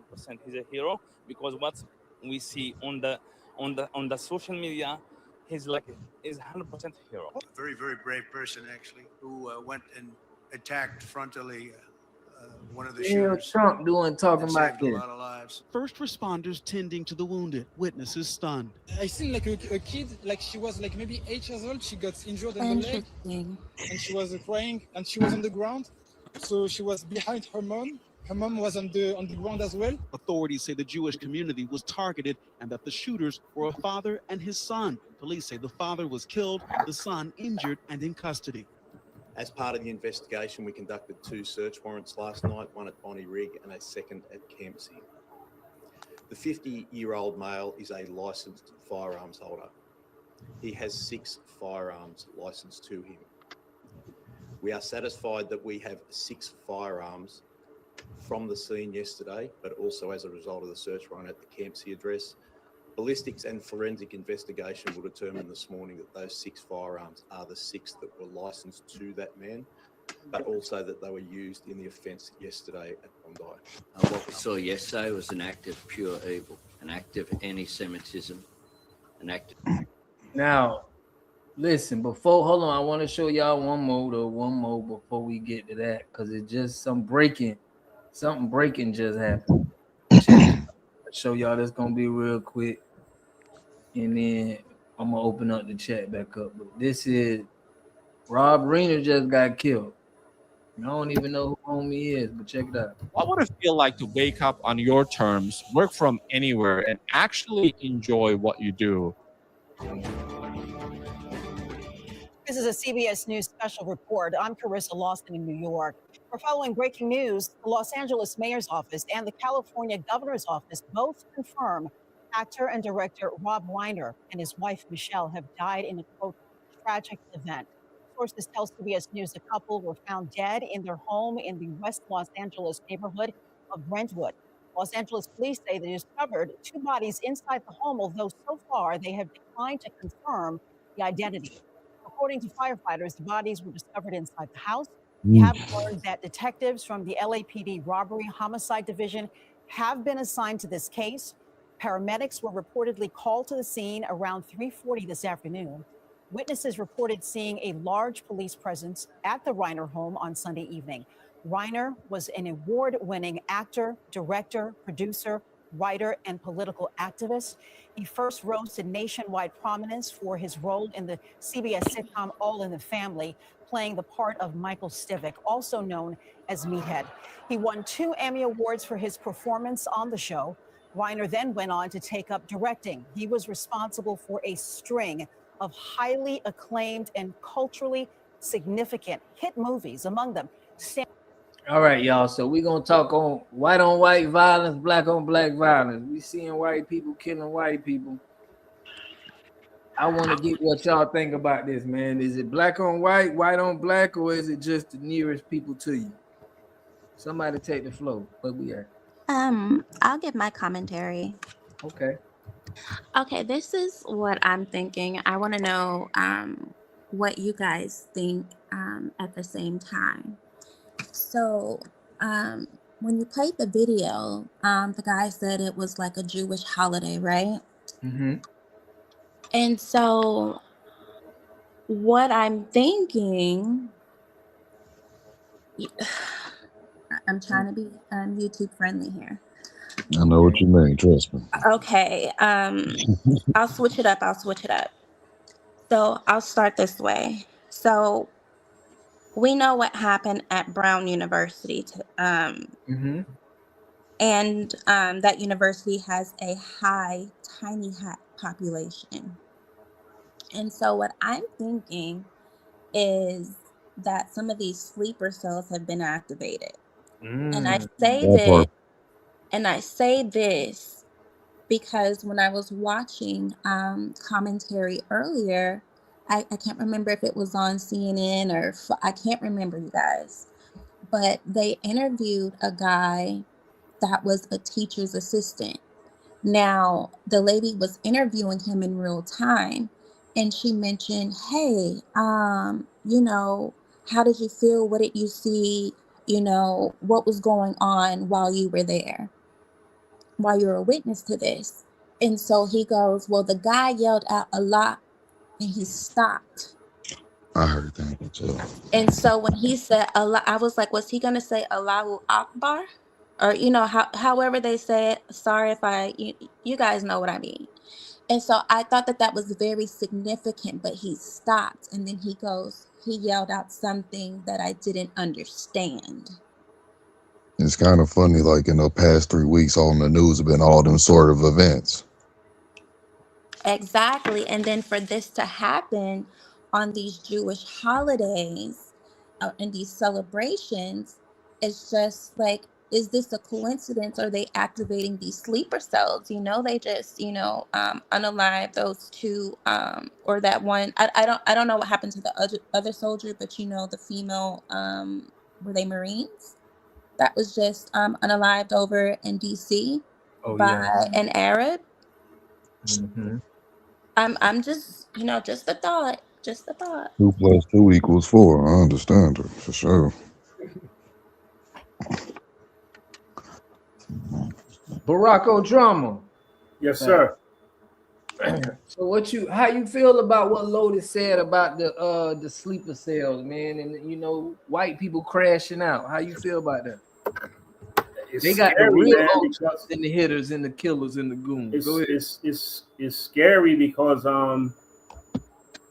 the hate is real, man. It's like they wait till the holiday season and then they going off like that. It turns it into a horrible season. Like if it's your family, that gets taken out like that.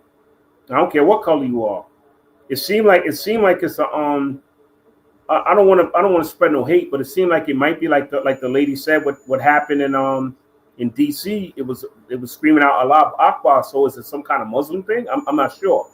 You know, that's what it's looking that way, but I'm not sure what it is.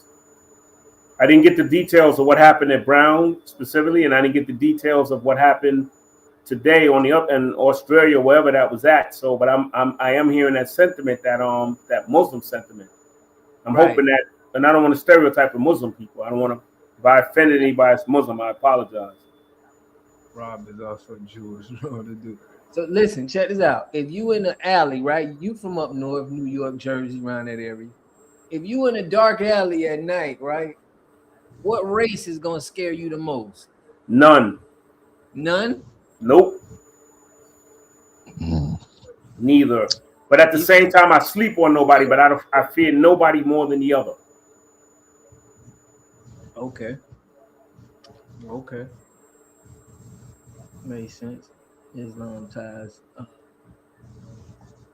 None. I mean, even with all these white dudes shooting up schools and everything like that. No scarier than a black man walking. I mean, anybody's capable of anything. I was arguing with the MAGA morons about a day before Charlie Kirk. They were saying, "Oh, it's your people this and that." And I said, "Well, it's your people shooting up schools." And then Charlie Kirk in a lily white town, he got shot up by his own people in all lily white Utah. So it could be anybody. That's what I'm saying. So you wouldn't be more scared of a white dude shooting up something than a black person? No. Neither. Neither one scares me one or the other. Neither. Well, see a white dude in a trench coat, man, you better run for your life, bro. Anybody's in my mind, anybody's capable of anything. Right. So, yeah. I mean, I agree with you on that, but what race has been the most that you feel has been the most violent to you? Well, overall, historically, it's the Caucasians. Okay. For sure. But everybody Caucasian not bad. Just like, we got some. I guess in life we got some bad, good and bad and everything. But historically, it's them. They killed more. What's his name? Leotard, I think, killed more Africans than Hitler killed. Across the board. If you know your history, I'm not a historian like that, but that's what I had a conversation Yeah, about. you talking about King Leopold. I know who you're talking about. Yeah, Leopold. Yeah, I heard he killed more people than Hitler, but it's not, for some reason, that's not in history books the way like Hitler or Osama bin Laden or whoever. For some reason, I don't know why. I guess they trying to hide that. Right. Yeah, I hear that too. Shout out Herschel, say fear no man, man. I agree, Night Watch. Man, well, listen. Well, we tapped in. I'm gonna let y'all go. Anybody else want to get on, man? We got about 5-10 minutes on here, but if anything y'all want to touch on, if it's a white guy in a trench coat, I'm going to be very suspicious. Yeah, facts. See, wasn't just me, man. He said, bro, like, think about it. Lately, they've been clearing a whole lot of shit out. I don't even trust them in public. That's what I'm saying. I tell y'all to start running. Look, there's too much crazy stuff going on. Don't try to be no tough guy. You see a pale I'm surprised. Trick coat, man. You take cover. My bad. I'm surprised he even managed to get the gun off from the way they was wrestling for it. I'm surprised he called him in the middle of all that. Yeah, that was a good catch. That was a For good sure. catch because I would have had to take him out. That part. But, man. Bro, shout out to everybody who tapped in today, man. Any of y'all Lotus, you got something you wanna get off before we close it out here? I'm gonna let y'all close it out yourself. Oh no, I was just Go ahead. gonna get on that the Somalian stuff earlier, but we most definitely got off topic with Puerto Rican shirts and that other bull. So that kind of got me off. But yeah, other than that, I can't respect people that come over here for refuge to seek refuge, and then, you know, from a country that gives another country billions of dollars yearly.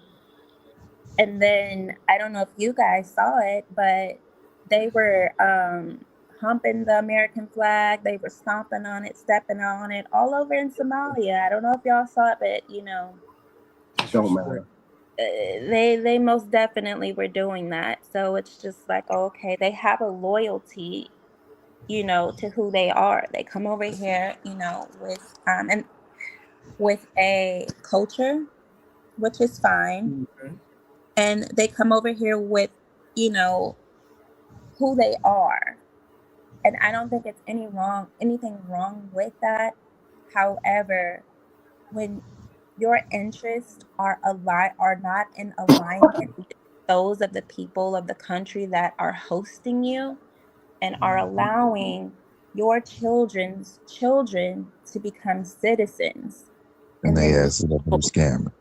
right, you still, you know, shit on them, and you steal billions on top of the billions that are being sent there. And this has been going on for over 60 years that they've been getting US aid. And then it's feeding Al-Shabaab. The It's terror group is crazy. right, one of the number one terror groups in the world. And then you come here and you try and shit on Black Americans, the same Black Americans that assisted them in the war, that taught them how to fly planes, that, you know, assisted their armies, and these were Black soldiers. So it's just highly disrespectful. But that's all I have to say about that. I'll never forget that. They were also humping the American flag, you know, over there with no shoes on in the sand. Hey, oh, before you go, you not that lady that was on earlier from that's a chick. Oh, what was it? Chickasaw or something? Was it Chickasaw, baby? Is that the lady? No, I literally just discovered. No, okay, it's not you. Okay, and she was bragging. She poked the chest out. Okay, that's not you. I apologize. What was she bragging on? No. What was she bragging on? She was bragging on that I'm indigenous to the land and all that kind of stuff like that. Okay, I mean, it's all everybody good. Yeah.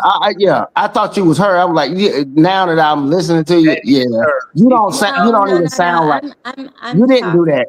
I'm Yeah, Chata, and I believe, and I don't think it's a flex just because I somehow am still tribally tied. It's not a flex. Yeah, we all Not a have tribally You know what I ties. mean? Yeah. Hey, matter of fact, hey, that's a good segue. I say my shit right out here. See, here's the thing about it. When I talk about people that's indigenous to the land, when they be like, "Oh, I'm Indian," I know my grandma. My grandma hair was so fine, in you know, like an Indian. I know if you ain't never lived around a place where it got Indian reservations and all that kind of Lumbees, Cherokee, Chickasaws, and all that, so you don't understand. So I know you don't have a frame of reference, even what I'm speaking about, and it's okay. But what you're not gonna do is try to act like the Indians do anything or that even want to do anything for American people. Their job is to go, if you that deep into it, is to go out and extract the resources and bring. They are the immigrants that's still here. And it's okay. Look, they don't affect nothing that I'm doing or what I want to do. I understand that.